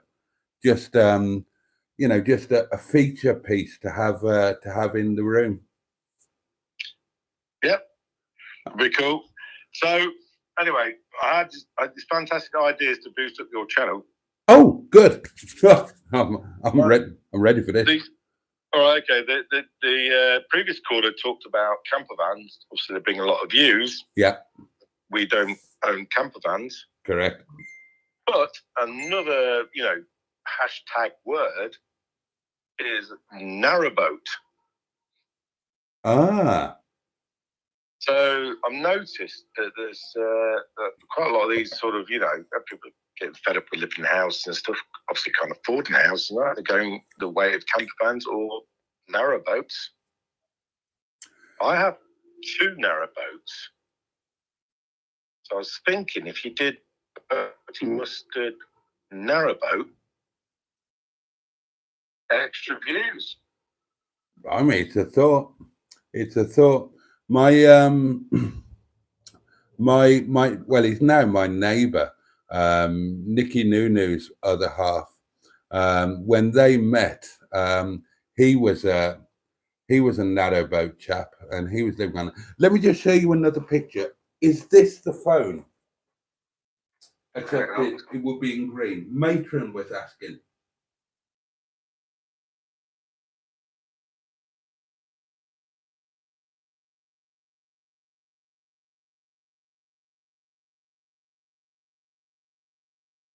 Right, you should have seen that. Oh, and Matron. Hang on a minute, you bring it up. That's the style, but in that green. Yes, that's the one. But in green, yeah. And BT used to give you the phones. You didn't buy the phones because you paid the rent on the phone line. Yeah. Then you got a BT phone. I remember, yeah. But it was that one, but it was in that weird sickly green colour.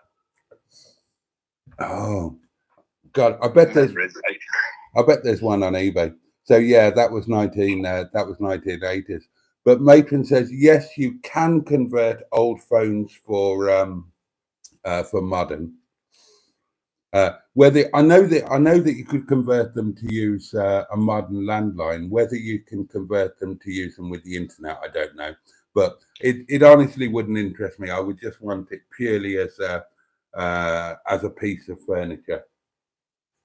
And it would be cool if it phoned up ever so often. But I mean, you could have a landline installed, but unfortunately, you'll just get a lot of these weird marketing cold callers start phoning you up. Oh bloody hell! And Matron has found one in a really awful shade of green.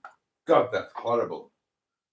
Is that the one? Okay, can you bring that one off? Yeah, I'm just putting it on now. There'll be a delay before you see it.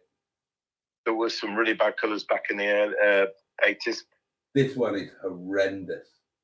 That is truly awful.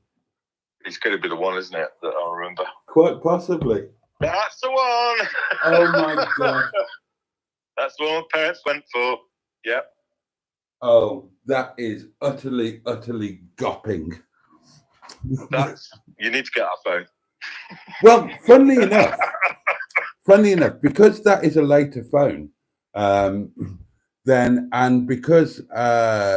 because I was always a bit like businessy, then in my parents' house when I was still fairly young, and I was still living in my parents' house, I had a second phone line installed into my bedroom for my own business use. I paid for it; they didn't have to pay for it.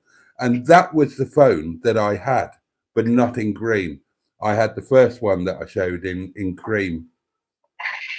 So that was my phone. I had that phone in the 80s, and I can still remember using it. I had my bedroom at my parents' house was had a big old desk arrangement in, and I literally ran a business from there. And that was the phone that I had on my big old cream leather top desk that I bought secondhand from somewhere. So I remember that very well. But the phone that I've never had is the one my grandparents had, and that's the retro one I'd love to have in the front parlour. So, okay, we are of the same age, aren't we? I mean, I'm 54, so yeah, are we of similar age? Back in the day when that phone came out, you had your own phone line put into your bedroom. Yeah. So, what was the business? Were you like a rent boy or something? I mean, why did you?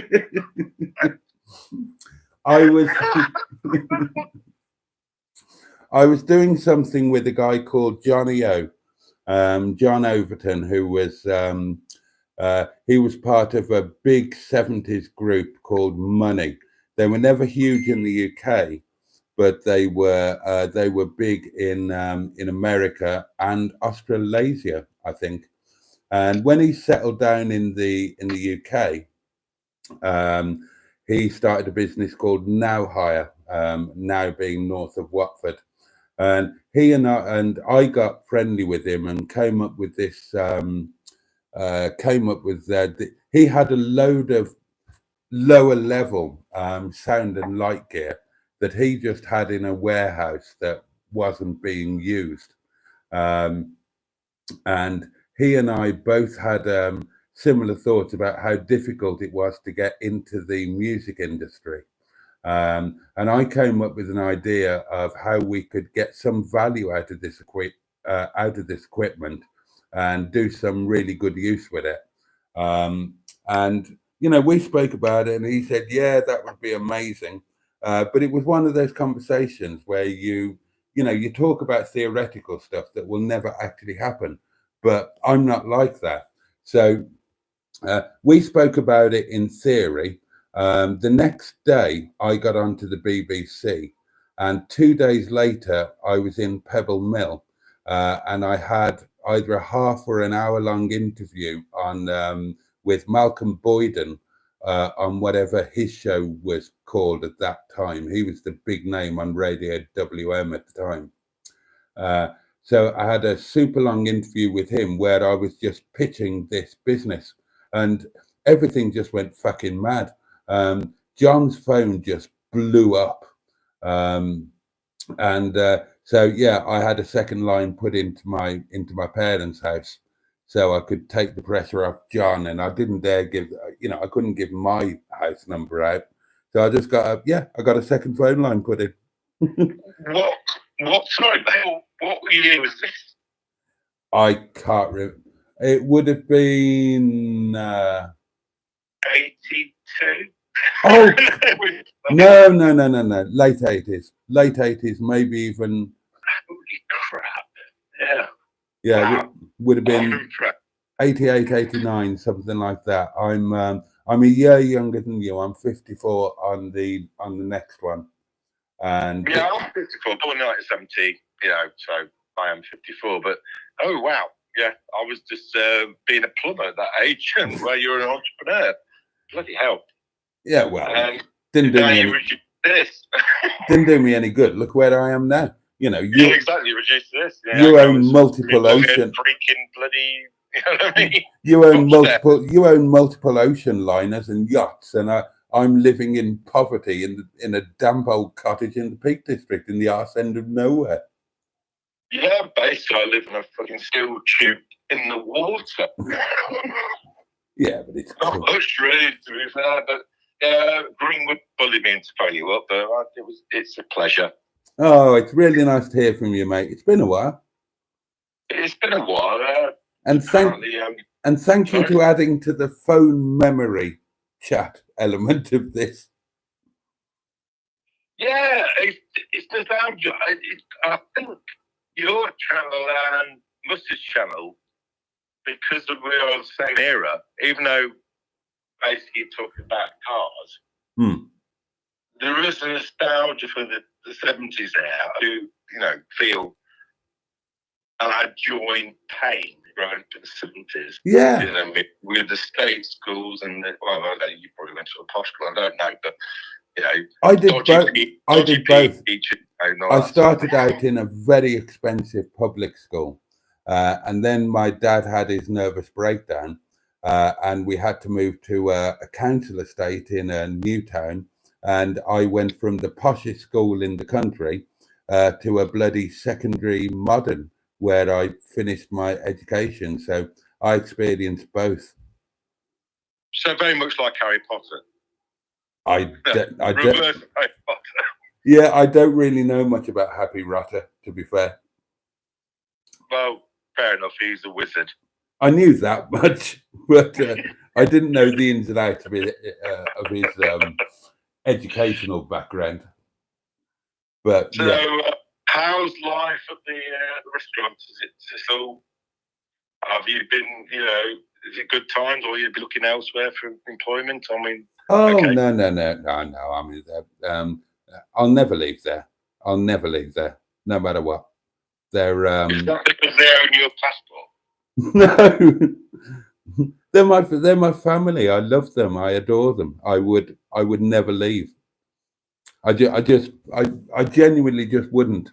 If I became a multimillionaire overnight, I would still be there. I might have one extra day off and just work 5 days, but I would never leave, no matter what. They're honestly, it is a family thing. They just totally adopted me. I adopted them, and we're as close can be. That is a really good question. Just raised there is, if you won the lottery, and it was a big one, or the £10,000 a month type sort of thing, I prefer.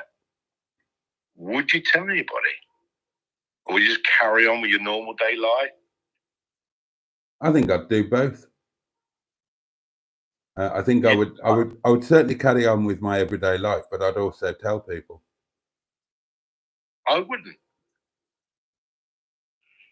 because my idea is that you've got with your friends and your family are relationships with as you are in your states. You are, you work for your ass off trying to make ends meet. Would suddenly have that money coming in? Does that change people's opinion of you, friends and family? Would that change when you say, hang on a minute now, I'm quite comfortable, I'm going to share my money. There's no problem there, I'm not going to hide it. You know what I mean? Would that change your life for the better or for the worse? Could you see the sort of, I don't know. I would always go, not tell anybody. I'm terrible at keeping secrets. So I just find that it's easier to just be honest about absolutely everything. And then you don't have to keep track and you can't trip yourself up. So my policy has just always been tell people. It might be better to keep it secret. And obviously you would open yourself up to all sorts of requests for this, that, and the other. But I'd be okay with that. I would rather be open and out there. And whilst that, I mean, I wouldn't put it on a YouTube video like I've just won the lottery, nothing like that.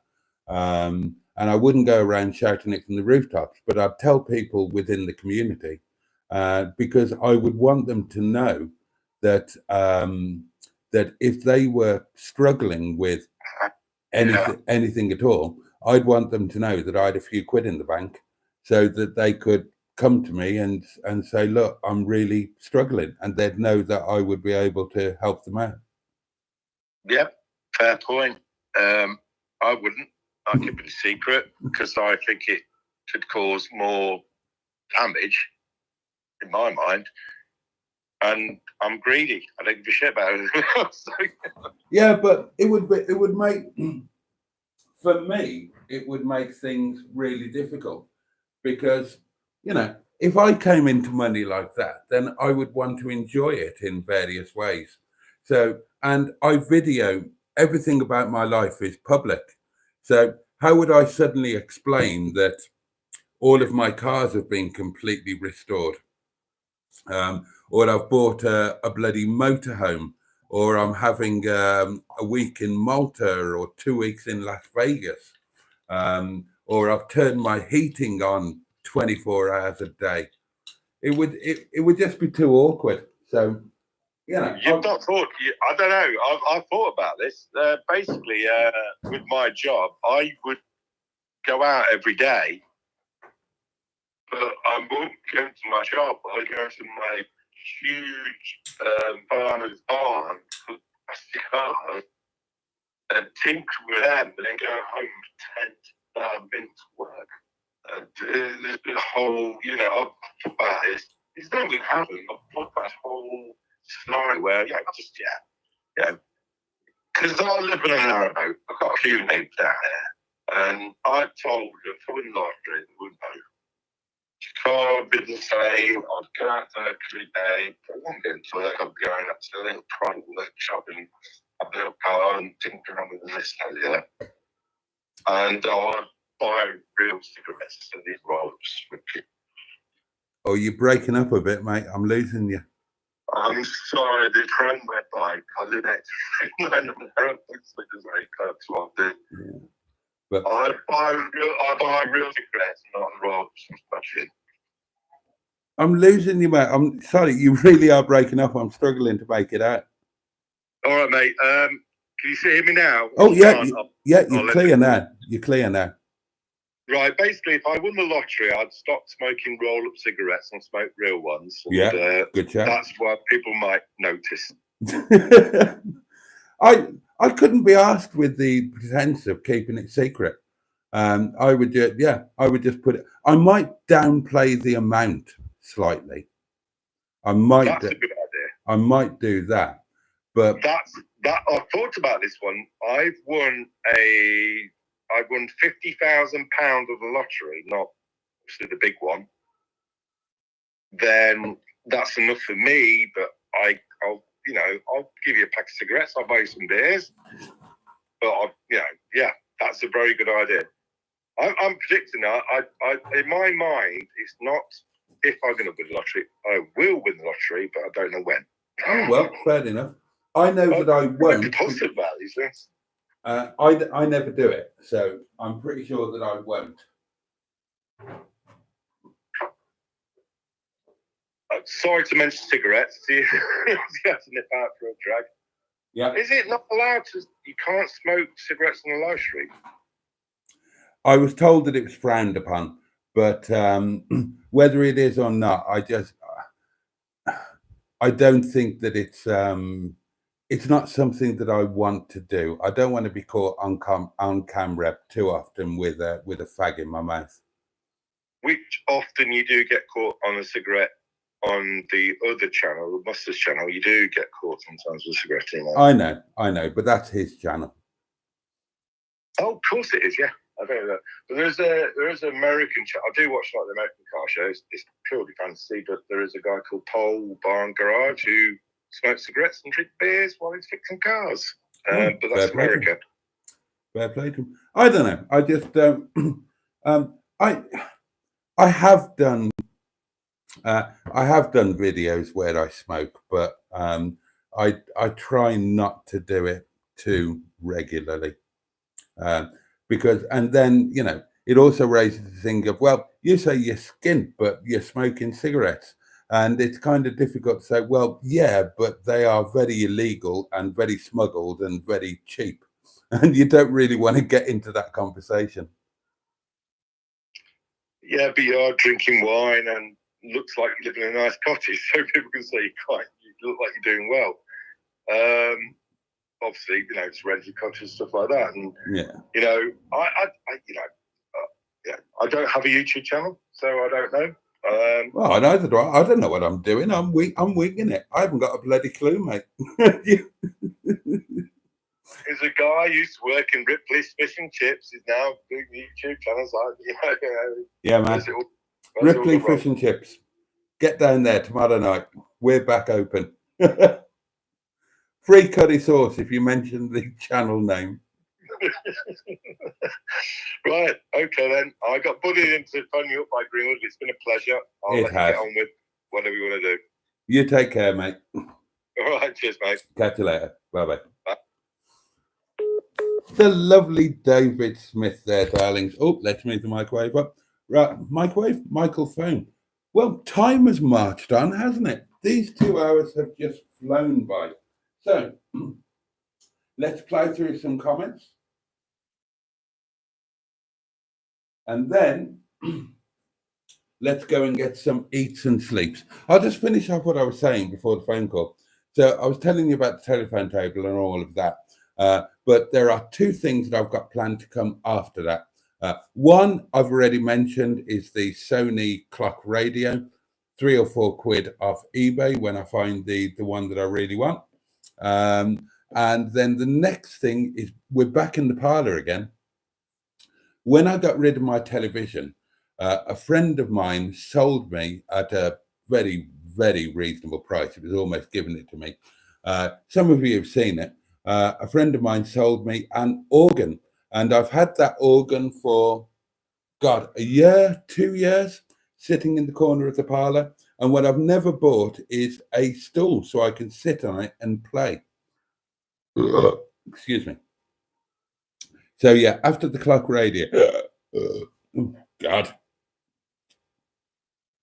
After the clock radio, the next thing on the list will be, maybe you can help me. Keep your eyes peeled for one of these.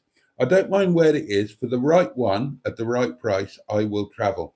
What I want is a piano stool in dark oak with green upholstery or green accented upholstery.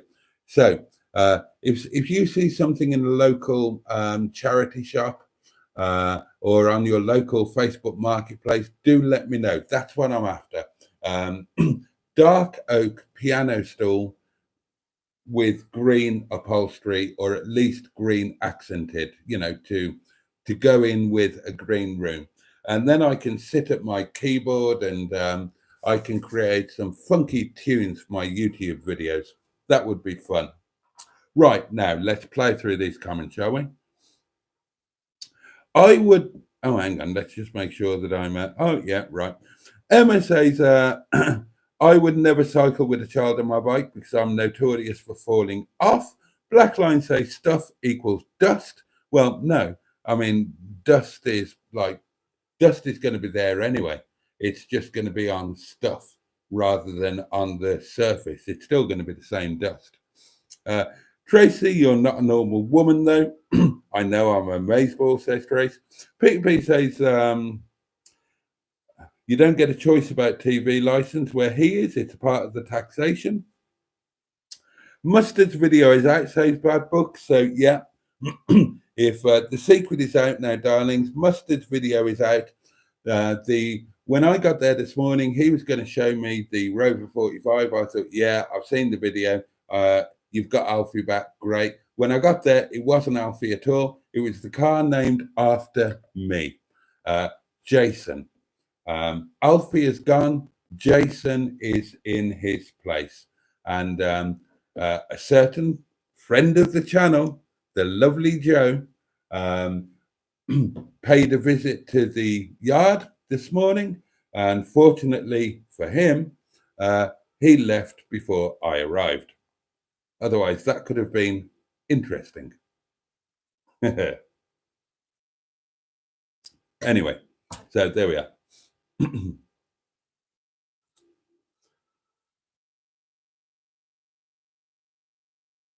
Mustard and Barry were doing Cabrio Gay. The gay community ain't happy. And Matron says one person got offended on behalf of the entire gay community. Alfie's gone again, says Andrew. Certainly has. Dave Smith says evening. Oh, and that was where Matron persuaded him to call in. Holly says, P2P, yes, you do get a choice about TV license. Most people stop paying. You could stop paying it. They even got rid of their TVs too. Right, Holly, I don't think that you realise that P2P lives in a different country to you. So presumably he's telling you that in his country, Finland, the television license type of thing is incorporated into a more general taxation. That is true, Reed Boobage, says Andrew. I watch a channel about motorcycles and the host is always erect in the nipple department. Damien says, hi, Boaty, what do you have in your small pots with spoons in next to the flowers? Okay. Right. At the moment, they're empty. But when I've got company and I'm doing dinner, these ones are empty. These ones here, then you've got pepper, salt, and olive oil. And these ones empty at the moment. But if I had company and I was serving dinner, they would be mustard, horseradish, and something else, depending on what I was serving. They're not permanently filled. They would be there for occasions.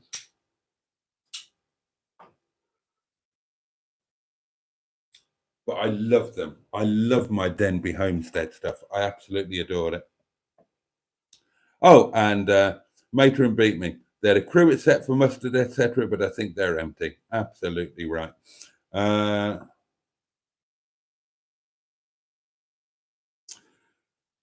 Sherry says, do you always go on at 10 o'clock your time on Mondays? Yes, Sherry. 10 Mondays, restaurant is closed, so I take the opportunity to do a longer stream that starts a bit earlier. So 10 o'clock is the normal time.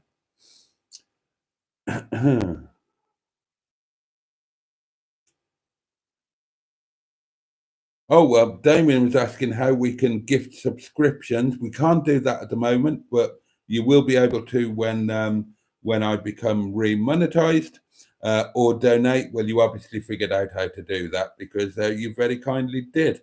Oh, and Matron actually told you. So there we are. Thank you very much.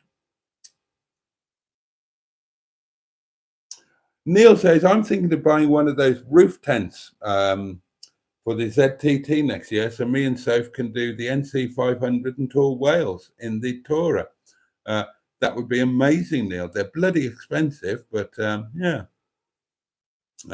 Oh, and Matron very kindly put the link for donations up for me. Thank you, Matron. Emma says, Boaty, I like Carol's style. My kind of style. Very womanly, lots of cushions. I really enjoy her channel. I'm really enjoying it. I have subscribed. I watch her videos and I hope she does really well. I'm sure she will. Yeah, I'm definitely not a toy boy, am I? I am older than Emma by about 4 years, I think.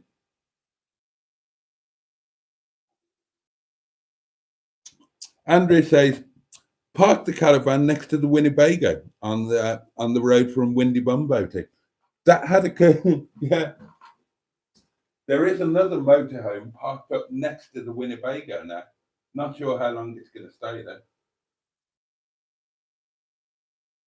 But I can report that the Winnebago still hasn't moved and there are still no signs of life. God, I'd love to play with him, but he won't let me. You did turn him into a penguin, Emma. She did. She did. She turned me into a penguin. Bright lights, bright lights.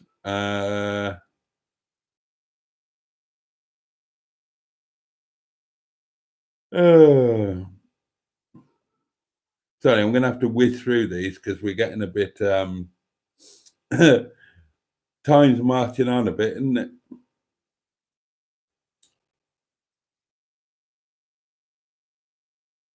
Paprika in baked beans is always nice. I might try that. And Peter P clarifies, individual taxpayers who are over 18 years old and live in mainland Finland are subject to public broadcasting tax. Depending on income, you pay between 0 and 163 euros. There we are. Emma says, I own a television, but it only has YouTube. I pay for a TV license because I would assume it would be seen as us watching TV. Do I really need to pay for a license? I do, but perhaps needlessly. Holly says, Boaty, it isn't the law to pay for a TV license if you have a TV. It's only if you watch the BBC, etc. on it. There you are. Yeah. And Emma says, can you prove you don't watch the BBC then? No, there you are.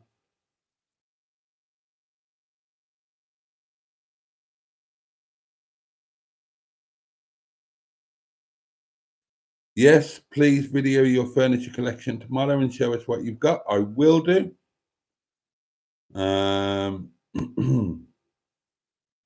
Have a phone just for looks, says Peter P. Yeah, I totally would. A piece of furniture. Why can't a retro phone be a piece of furniture? Like, a picture on the wall or anything else. Everything doesn't have to be functional. It can just be aesthetic.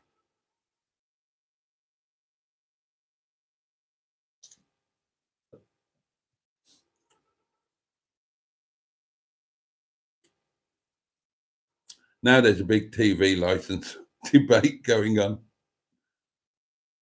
Oh dear.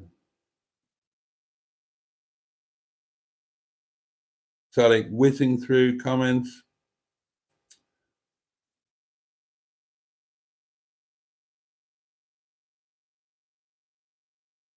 Oh, Sophie says it will look lovely, and I know where you're on about. Well, you should do, my God. You're familiar with this place now, Sophie, aren't you? I just find all of my furniture in the street, says Emma, and I'm not kidding. I know you're not. Oh, Simone is here. Hello, Simone. Hope you're well. Oh, and Simone says, I have a BT Trimphone in green. Is that the picture that you sent me? Let's have a look. I know you pinged me. She has. Oh my God, how awesome is that?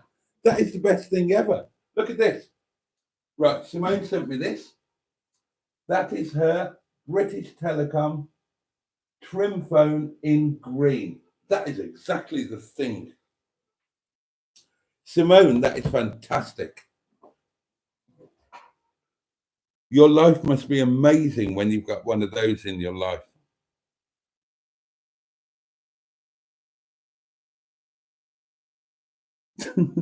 Looks like we're all comparing phones now. Oh dear. 40 watching, says Emma. Please hit the like button. Good God, were there 40 people watching? Blimey. 26 people have hit the like button, and that's very kind of them. Diddly do. Diddly do. Oh God, everybody. See amazing boobs here. Bloody hell, Emma. Oh dear, oh dear. Oh, that's nice. Plugging Simone's channel. I approve of that. For those who don't know, I may joke about it, but we have a thing called community channels here. As far as I'm concerned, anybody who is part of our community, watches me, is a part of the live streams, is a part of the community, if they've got a YouTube channel, I think it's nice if we all support them. So I'm very happy to see the community YouTube channel links in here. So anybody who's got an matron, this is the Greenwood. Emma, disinterested cargo, classics, Mark on motoring, all of the other channels. I can't remember them all off the top of my head. Do please support them. If it's part of the community here, then we value them. Give their channel a subscribe, watch the video, hit the like button. let's all at least pull together and get each other's back, shall we? Can I have a grand, Boaty? If I won the lottery, of course you could. Boaty does Las Vegas. Now that would be a video. Oh God. Well, Boaty has done Las Vegas on more than one occasion. But if I ever do it again, my God, will I video it? You can be sure of that. Oh, I wish I was doing YouTube when I was in Vegas.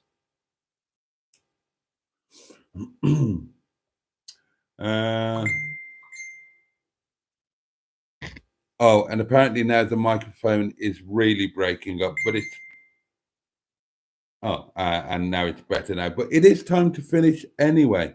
It's it's 20 past midnight, darlings.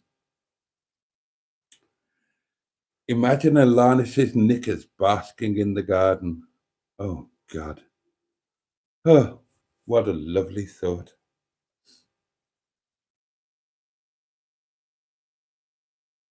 Two hours I won't get back, says Jimmy at 500.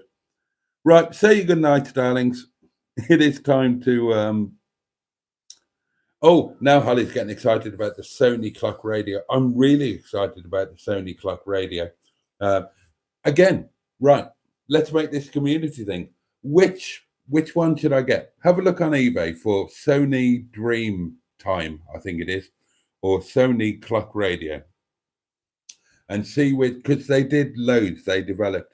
See which one you think would be perfect for my bedside table. And I know that means that you need to see my bedroom. So for those of you who haven't already seen it, I will do a bedroom tour as part of the cottage tour, and that will be going on over the next few years.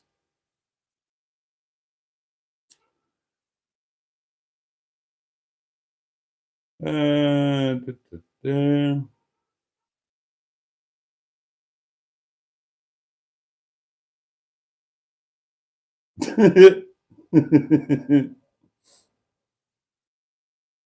dear. Sorry, just whizzing through the comments. Mike again. Yeah, apparently the microphone hasn't been brilliant. Do another unhosted live, Boaty, says Jimmy at 500. I might do, actually. I might do an unhosted live. I haven't done one for a while, where I just set up a live when I go to work, leave it running all. I might do that. That might be fun. That might be fun. They were my most successful ones. Okay, darlings, we are done for tonight. Thank you so much for your company. Sorry about the microphone issues. New microphones are on the list when I become a little bit more rich and famous. Emma says, Boaty's bedroom is scary. There's always a naked man going on about his little tinkle in there. Oh, dear. No, Holly, I don't want a new one. I want a second-hand one. I want an old, like 1980s or 1990s. Peter P remembers the song I was singing.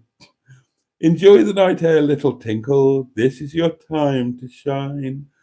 Thank you so much for tonight, darlings. I've really enjoyed it. It's been fun having an old school, laid back, relaxed, nonsensical Monday night. Sherry's missed the first dance, been away for the last 20 minutes or more. What colour are the walls in your bedroom?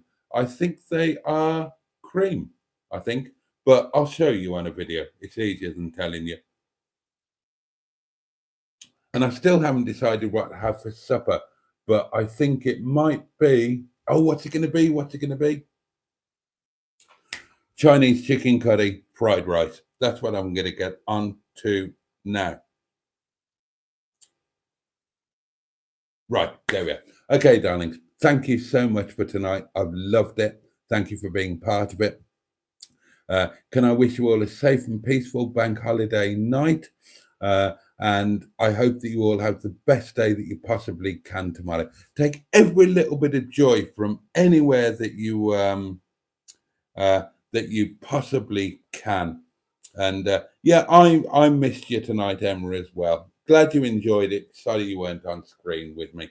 Hopefully it will be sorted very soon. So yeah, take every bit of joy you can from tomorrow and take really good care of yourselves and if you're lucky enough to have people who you love or who love you, then take good care of them too. And you all do have people who care about you, because you've all got us, haven't you? Yeah, absolutely. All right, darlings, I'm going to get off, something to eat, get some sleep, and join me tomorrow. What day is it tomorrow? Oh, it's gone midnight. I tell you what, before I go, let's see if I can apply for my monetization now that we're after midnight. Right, so let's click on that.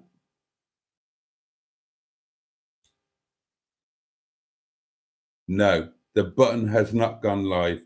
So even though it's technically the 27th here in the UK, I can't do it. So it's going to have to be in the morning. But join me tomorrow night, Tuesday Night Live, later time, 11 o'clock. So 11 till midnight or shortly after tomorrow, 11 o'clock kicking off time. Join me tomorrow. I'll bring you up to speed. I'll tell you about the furniture stuff. Yeah, join me tomorrow, please. Sleep tight, darlings. Much love from me. Catch you next time. But chew and indeed, bosh.